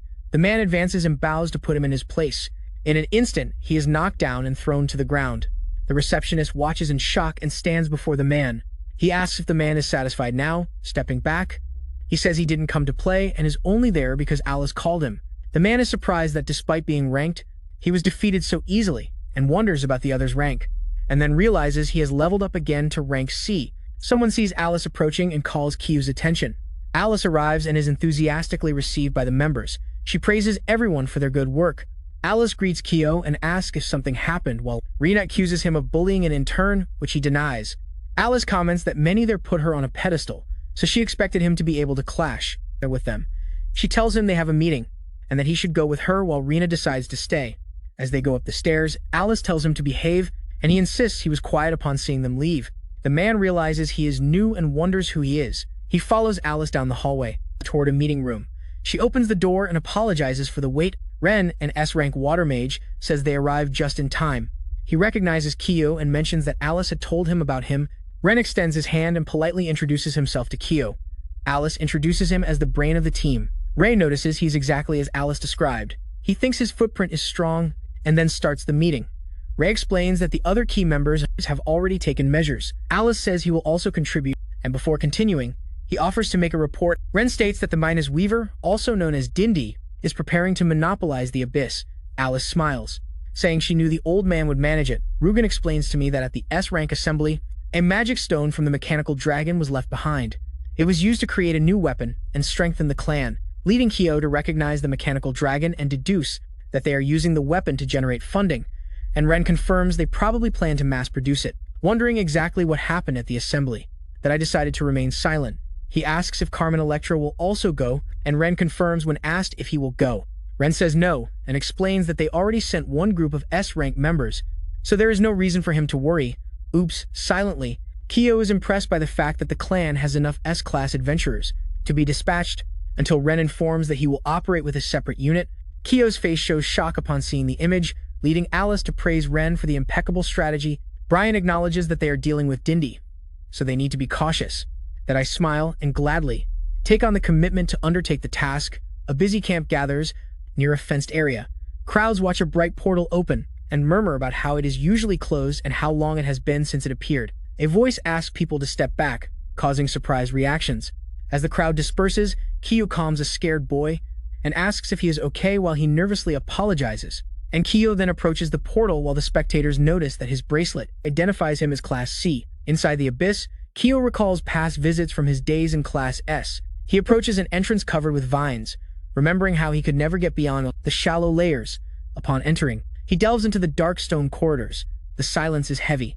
As he senses something ahead, a dark presence stirs, and he wonders if the cooking is really there. Kyo stands up, knowing there is no time to think, because the condition to clear the bottom of the abyss is revealed to advance to the next floor. He needs to arrive within the time limit. Although uncertain about the exact countdown, he estimates about 10 minutes remain. The clock advances as chaos sets in, with monsters clashing with other challengers among them. He spots a shining mark that is the Minas Weaver's crest. He moves quickly, preferring not to be seen. Since it is a stealth mission upon spotting the crowded hall, he wonders if all those adventurers are there to hunt magical stones and realizes it is the liveliest abyss he has ever seen. Suddenly, debris falls in front of him. A huge mechanical dragon appears before him. Realizing the danger, he thinks he doesn't have time to deal with this. Now a monster is suddenly thrown back, By a sudden explosion, he turns to the source. When another attack hits him, revealing they are Nami and another mage, who thanks Nami, but she notes it was the teammate of theirs who saved him. Nami notes she heard Alice about his situation, but further down the corridor she gestures for him to follow her path, but she suddenly returns just to warn Nami to be careful with the shadows, leaving him speechless. He remembers that she is part of the Fury task force, the Carnelian, thinking that with the S-class adventurer nearby, there shouldn't be any need to worry when strange tentacles appear. His eyes widen in alarm, realizing the enemy has arrived. He realizes there is no more time to delay. Kyo jumps over the barrier, realizing it is a point of no return, and startles a nearby adventurer. As he runs, a dark tentacle advances toward the man, revealing the form of a B-class doppelganger. It is a monster that takes control of the shadow of an adventurer and copies his appearance. Doppelganger only imitates the appearance, but once it possesses someone, it pursues them until defeated. Even without urgency, it is a troublesome enemy. And yet he advances, spotting his destiny. He runs ahead. The path to the next floor comes into view. However, he turns, heading toward his true objective. With 49 seconds remaining, he runs down the corridor. The timer drops to 27 seconds as he advances. Upon reaching a hatch, he sees only 16 seconds left. Smoke and noise break out 8 seconds before the end. He hits the panel, activating the mechanism just in time. He falls hard as the platform descends rapidly. The mechanism lowers him to a secret chamber, catching his breath. He murmurs, relieved for now. He fulfilled Rain's orders. The goal is to deceive the Mind Weaver, avoid being detected by the old family, and recover the treasure from the hidden room. The requirement to enter the hidden room is to find the route and arrive within the time limit. Recognizing this, he prepares for the real challenge that awaits him. Although called the hidden room, it is actually filled with monsters. The first being an A-class Abyss Guardian. Ray's target is this formidable creature. He identifies the core of the Abyss Guardian as the target. Activating his art, he summons a sword with a powerful strike. He shatters the core's casing. He releases it high into the air, bringing down the blade. He strikes the core with full force. The core shatters into pieces, releasing an explosion of light. He recovers a magic stone, declaring the mission accomplished. Approaching a glowing gate, he realizes the task is complete, but remains cautious. Not even Rain had discovered the trap. The gate opens, revealing a bright passage beyond. But Abyss Guardians appear, and for Alice's sake, he decides to do one more search in exchange, claims all the experience points for himself. Someone nearby reacts with surprise, while Kyo's piercing gaze catches Jinji's sight, who never imagined finding a hidden room like that. Jinji explains he followed Kyo with an interesting move, or immediately recognizes Dendi as the leader of the third mind and shows his confusion about how he got there. Kyo comments he didn't realize he was being followed and describes him as a cautious old man. Observing the surroundings, Dendi comments on his familiarity with the place and asks if he knows more, to which he coldly replies that he does not know and has nothing to discuss. People notice his distant attitude, remembering that both are adventurers and asking to share some information. Suddenly, he notices the golem trying to attack but manages to dodge instantly. The massive construction throws a punch towards Ginger with crushing force. The golem's huge arm stops very close to Ginger's face. He slowly lowers his posture, hovering over him without attacking. It turns out the golem is trapped by Ginger's thread, which restricts its movements. The golem suddenly releases a loud sound into the air, attracting Kyo's attention. It falls with immense force, scattering debris, while Kyo dodges in shock. Jinji admits the situation is problematic, but says he will be fine, as long as the young man stays alive until he is willing to talk. Sitting cross-legged, he reveals his work as a weaver who notices threads forming and suspects it is Jinji's ability. Announcing the threat, Jinji laughs at the accusation, commenting on entering the room with a brat to fight monsters, saying accidents like this happen frequently. Genji stands firm while the golems advance. Kyo stares intensely before drawing his weapon. He advances, cutting the attack of a golem, activating quickly. He avoids another devastating blow. Ginger smiles, commenting on his surprising agility. Two golems leap towards Kyo in unison, but he dodges as one falls beside him, holding his weapon tightly. He prepares to attack with a powerful strike. He cuts a golem, breaking it into pieces. The pieces fall to the ground. While dust and debris spread through the air, one golem stops above Kyo with threads, visibly controlling its movements. Dendi offers to help if he shares what he knows about the abyss, but he refuses. Noticing that Dendi is controlling the constructions with threads, he prepares his next move, deciding to destroy the main body. Jinji maneuvers his threads quickly, ready to counterattack. Jinji advances, threads spinning around him. While Kyo holds his sword, the threads wrap towards him, forcing him to retaliate with fire. Dendi rises into the air, spinning his threads to gain control, which Kyo holds firmly. With eyes fixed in determination, Kyo then begins his flying sword dance. His blade cuts Dendi. The old man shudders, but quickly recovers. Kyo retaliates with a quick-fire sword strike. Mid-strike, His eyes widen in sudden surprise. Kyo is stunned while Jinji admits he doesn't like the terrible combination of swordsmen against him, activating the infinite line. Jinji manipulates countless threads, warning that the more he moves, the more he gets caught in the spider's web. Ginger smiles, saying the outcome was already decided from the start. Kyo clicks his tongue, realizing he hadn't noticed. Genji offers to spare his life if he reveals the secret chambers, or instead explains the sword he summoned. He insists, asking where it came from. Kyo refuses to answer. Genji notices his disregard for his own life. Smiling, he decides to entertain him until he feels like talking. Threads tighten at the tips of his fingers, trapping him even more. A notification appears announcing a new mission, instructing him to defeat the insolent old man, leaving him confused with the phrase "I laughed," causing Dendi to ask why he is laughing. With a determined look, he says that is something that doesn't need to be said. Twice, Dendi's eyes widen in shock when the threads around his opponent begin to snap. Kyo frees himself with swords floating around him. In a brilliant formation, Dendi looks on incredulously and admits never having seen a skill like that before. Kyo stands up calm and serene. Jinji is stunned, realizing that the pressure overwhelming is equivalent to Alice's. He admits having underestimated Kyo's strength. A sudden impact makes the ground shake. Jinji falls silent. Processing the situation, Kyo smiles, explaining the room's rule that no one can leave until all monsters are defeated. He adds that now he has shared his part. Genji calls Kyo. While the golems prepare to attack, Kyo begins to craft his weapon, until a bright light forms as he forges the flaming sword. With the weapon in hand, he unleashes his fiery power. His eyes shine with determination as he charges straight into the fight. Jinji stares incredulously, realizing that a lower-level adventurer was hiding such power. He advances with his flaming sword. Cutting the threads, the strike pierces Genji's back, causing the old man to collapse. Lamenting his misfortune, a system message declares the mission complete and grants the reward item, and he receives the reward, a magical growth stone, letting out a silent sigh. He composes himself, observing the fallen golems. He notes that there is still unfinished work to be done. Meanwhile, the stage lights turn on as the announcer proclaims the last big show of the night. They present the brightest star in the idol world, the one worthy of the first star in the night sky. Mimi bursts onto the stage with a microphone in hand. The fans scream her name, their voices blending with the music. While cameras capture every moment, she dances center stage with her backup performers. Afterwards, she sits with the interviewers, expressing gratitude for her time. They highlight how she balances idol work with other areas, including being an S-class adventurer and managing her own clan. One interviewer notes she doesn't look as old as she seems, asking about her secret to youthful energy. She smiles and says what keeps her going are the smiles and applause of her fans. She adds that what drives her is a competitive spirit that refuses to lose. An interviewer comments on her fighting spirit, which makes her laugh and admit she was joking, but really doesn't like to lose. She then mentions maybe it's because of the warm water she drinks every morning, which leaves the interviewers doubtful if she is serious until the interview time ends. Walking down the hallway, she asks why her assistant was restless. During the interview, she hesitates, but explains that Gigi was defeated to her surprise. She finds out what happened on the first floor of the abyss and laughs, already planning to tease him when told that Jinji might retire. She stopped to think. Her expression darkened as she murmured about that old man. Lightning crackled around her as she shouted, asking why he was talking nonsense. Her outburst causes a shock, knocking over a nearby plant pot. Apologizing, she explains the plant got caught on her skirt, and an employee runs to fix it. Her assistant warns it will cause a scene there. It will draw attention, but she orders all her plans to be canceled before leaving. With a cold look, she tells the girl to stop whining and fires her on the spot. Minnie leaves the building and gets into a waiting car. As the city lights flash, she sits silently in the back seat, lost in thought. Her expression hardens as she looks out the window in silence. A few days earlier, she had been sitting in a traditional room for a meal with Ginger.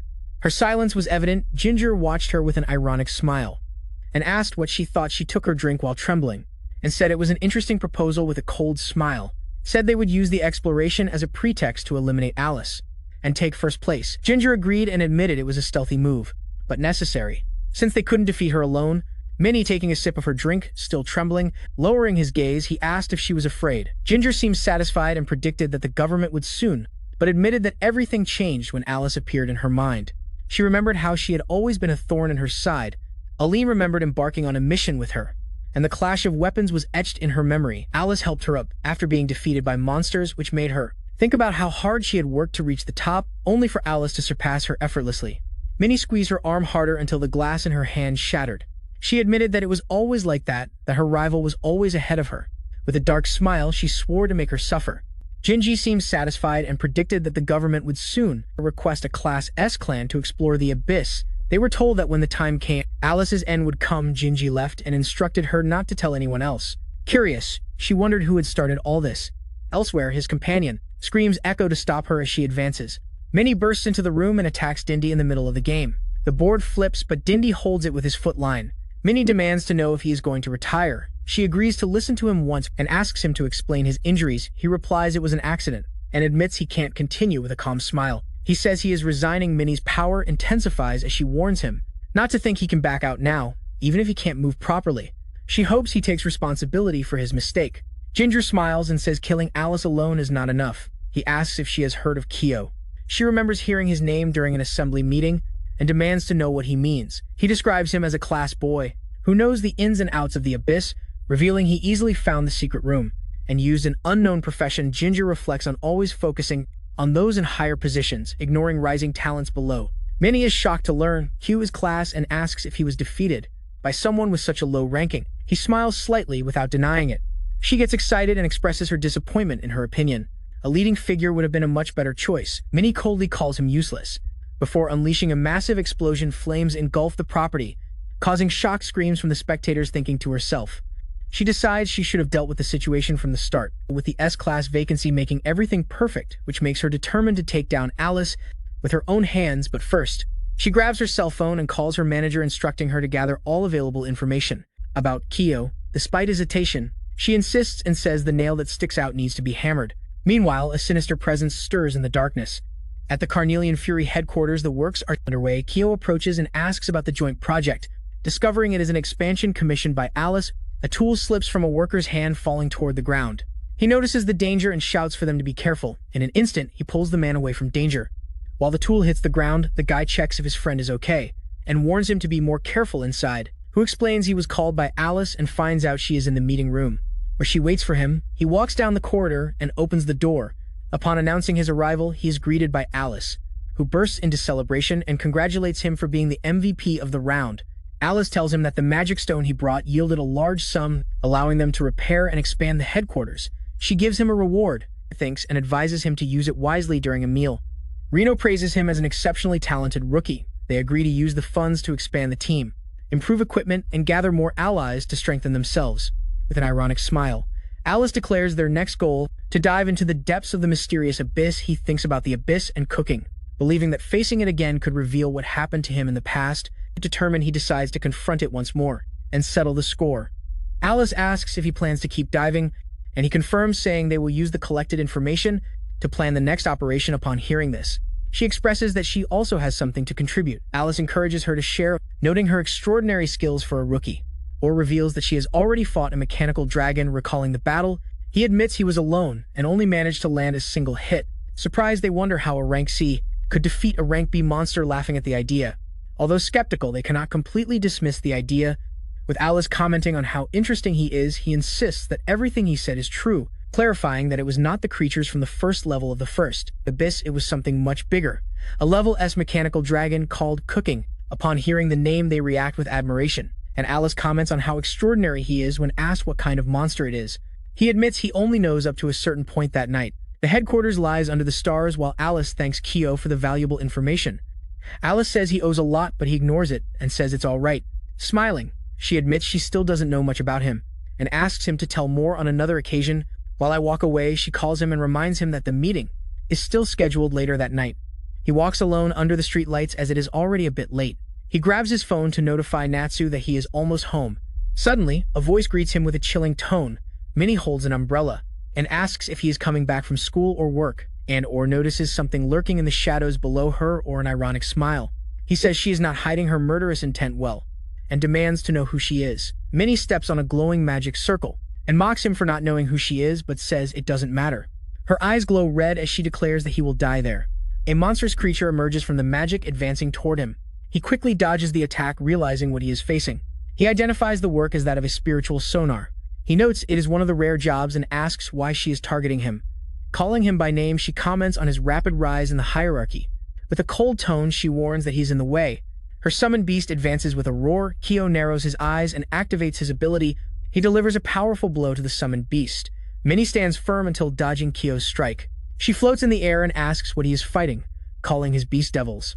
The beast approaches Kyo, as she says it's time to finish this quickly. The beast charges with open jaws. Kyo reacts quickly, but the attack swallows him trapped in its claws. He is stunned by the sudden move.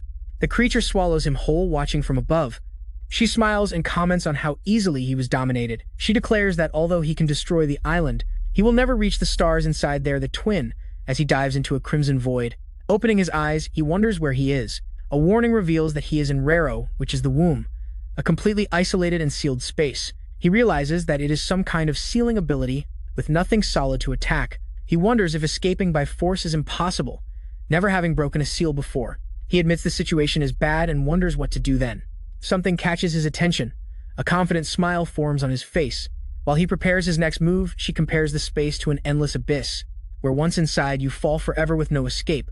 Mocking Kyo, she calls someone a fool for losing to something like that, and praises dialogues with an ironic smile.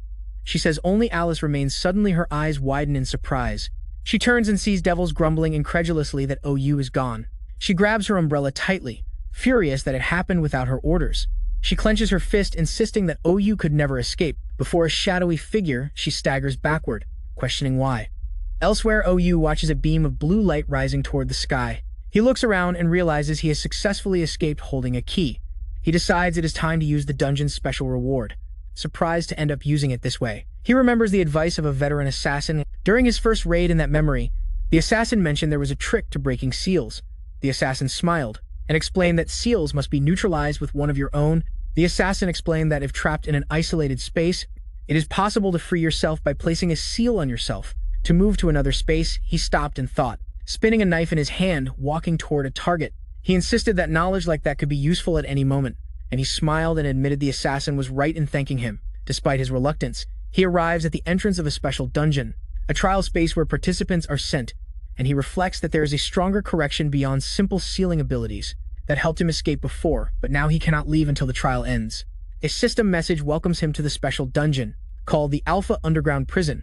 The challenge is launched, and he needs to defeat all enemies, revealing they are called Jack Zaru, an A-level monster that OU finds himself surrounded by many of them.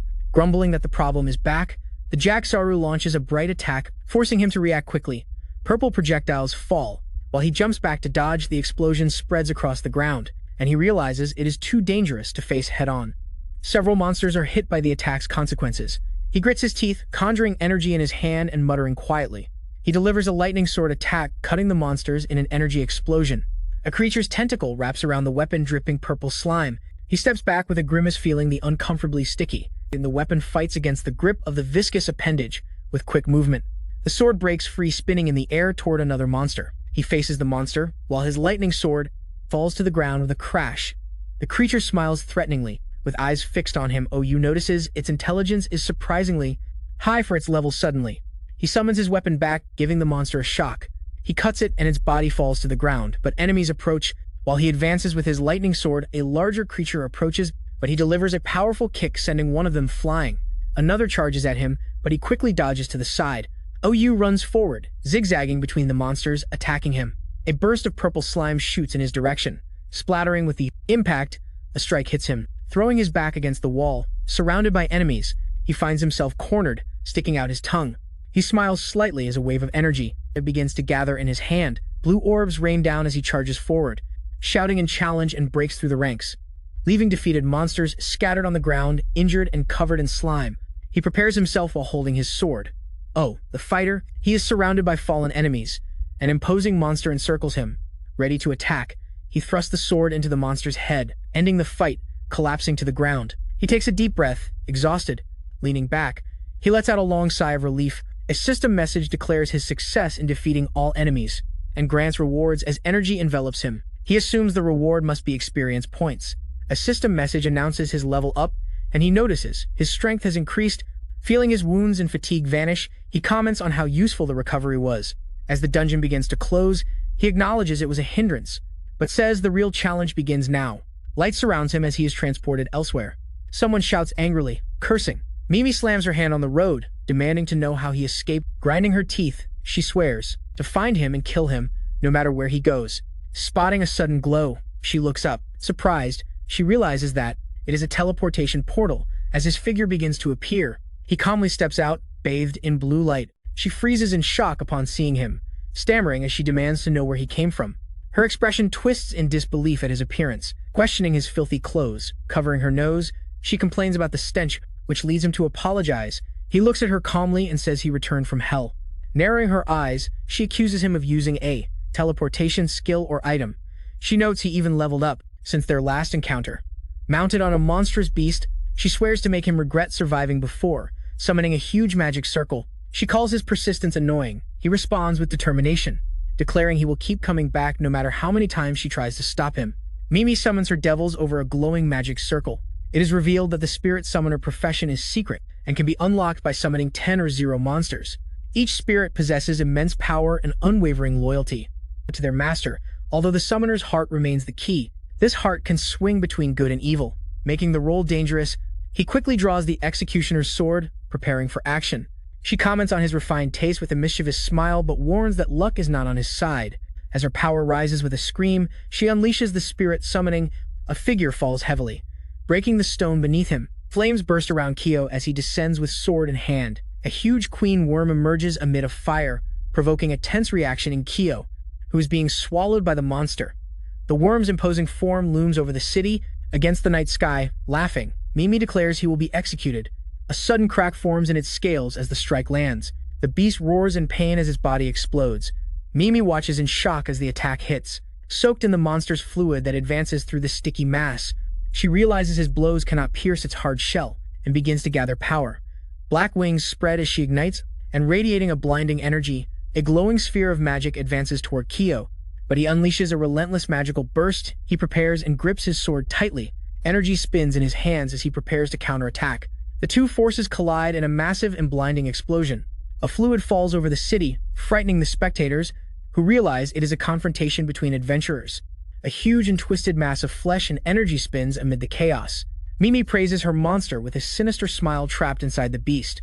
He struggles to stay conscious while she taunts him. Surrounded by monstrous spirits, she declares they would gladly give their lives for her.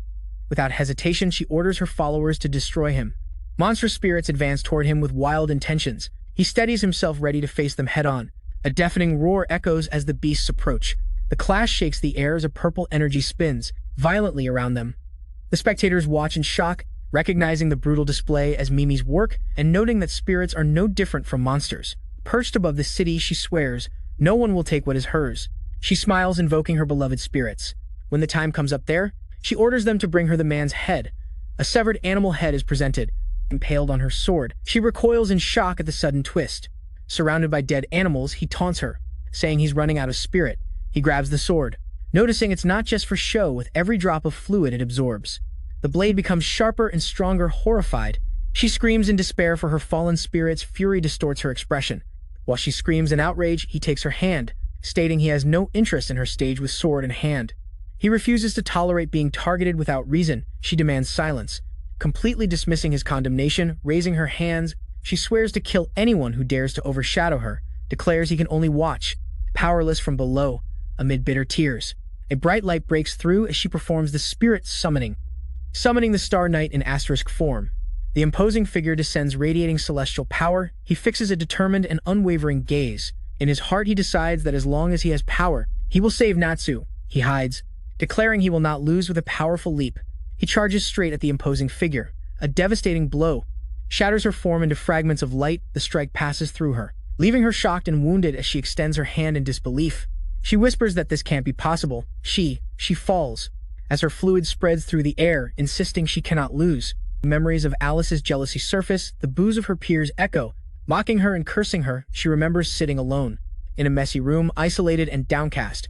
A voice reaches her, saying she is not alone. She remembers moments of loneliness and happiness, fleeting from the past as her spirit accompanies her. The light accumulates into a radiant glow until Mimi collapses over her fallen beast, both motionless on the ground, mortally wounded over her beast. She wonders what was missing, and the devil's flame. Her body already motionless in the street beside her fallen spirits. Kill turns with sword in hand. The spectators watch with admiration. Commenting on the intensity of a high-level battle, he admits that the intent was a small act of revenge, although it may have gone too far. A kendo fight started years ago with the referee's signal. A fighter mocked and considered the fight trivial with a quick stomp. The opponent's weapon was knocked down. He was thrown to the ground.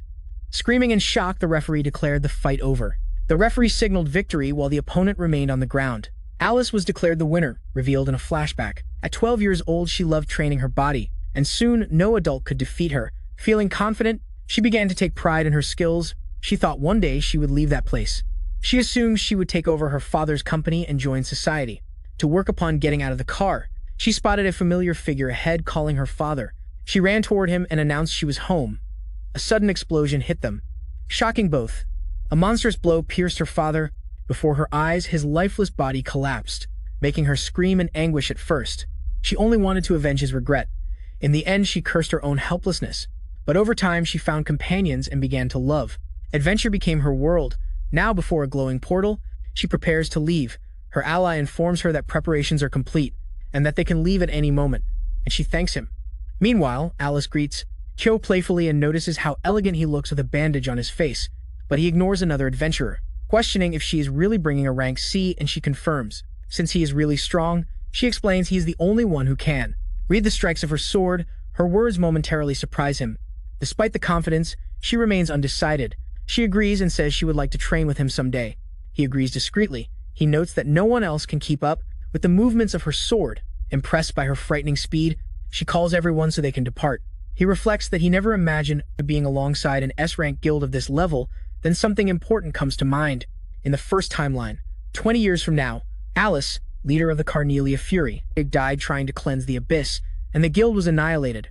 He considers that this may not happen today, but wonders if he should let her go without saying anything.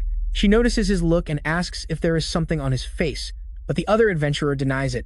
The team enters an imposing dungeon structure. Alice advances with determination while the group follows, growling and cooing. As monstrous creatures appear before them, the beasts roar in command. Urging the team to engage, Alice leads the attack. Knocking down the enemy, they complete the first level within the time limit. Without problems, the route is executed with perfection, passing through the second level and quickly reaching the intermediate layers exactly as expected. After a brief rest, Alice praises the team and says they can proceed on foot. She stays alert after a brief pause, suddenly orders everyone to retreat. A dark figure collapses before them with immense force. An S-rank monster, the Abyss Knight, emerges from the shadows. The group is stunned, seeing what appears to be a dungeon boss-level monster. She notes that it is no boss, let it come. But in the abyss, it is not surprising. The monster's eye glows as it prepares to attack.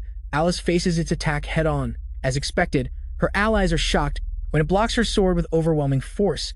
Alice delivers a series of powerful strikes against the Abyss Knight. The monster counterattacks fiercely. Forcing her to stay defensive, he intervenes, his blade shining as he intercepts the attack. They stand side by side, pushing the enemy back. She thanks him, but insists that he tells her that as leader, she must conserve her energy. He steps forward, declaring he will handle this. Both raise their blades in unison. They launch a joint attack against the Abyss Knight. She fights the monster, keeping her distance. They clash against the Abyss Knight, and their combined forces awaken the admiration of the spectators. Others question how a new rank C manages to keep up with Alice and a monster like that. Suspecting that he is hiding his true rank, Alice admits he is better than she expected, but suggests it's not fair for her to fall behind, asking to take over. He refuses to retreat, but advancing with determination. He notes how unusual it is for a monster of this level to appear in the shallow layers. They realize this is the true nature of the abyss. Together they attack the Abyss Knight with full force. The impact sends shockwaves through the ground. The creature emerges from the rubble. Its body radiates a fierce and threatening energy as it prepares to attack again. He senses a powerful threat approaching and warns that something dangerous is coming. The armored figure advances surrounded by a wave of purple energy. A thick and threatening mist begins to spread from his position. Sensing the danger, Alice warns everyone to stay away from the mist. The enemy cuts through the air, forcing a sharp reaction. An explosion of purple light bursts forth with intense force. The group sounds the alarm, as Vela is in danger. The enemy is ready with his blade, radiating purple energy. She advances, but the knight blocks her strike. Sparks fly between their weapons. Her attack sends the enemy's sword flying upward. The knight's broken weapon clatters loudly to the ground. He growls in frustration and prepares once more. He watches with admiration, admitting that her speed was too fast to keep up with. He recognizes this as Alice's true power, the pinnacle of S-rank adventurers. Surrounded by flames, she stands firm. She comments on the state he is in. The knight approaches with his blade around. In a swirling purple mist, dark vapors snake through the air. As he moves to attack again, she prepares her stand, declaring that the same trick won't work twice. The The mist closes in. As the two prepare for the next confrontation, she narrows her eyes when several shadowy figures emerge from the mist. Sensing the danger, she advances toward the fight. One of the knights attacks him, forcing an immediate reaction, and blocks the attack with effort, muttering under his breath.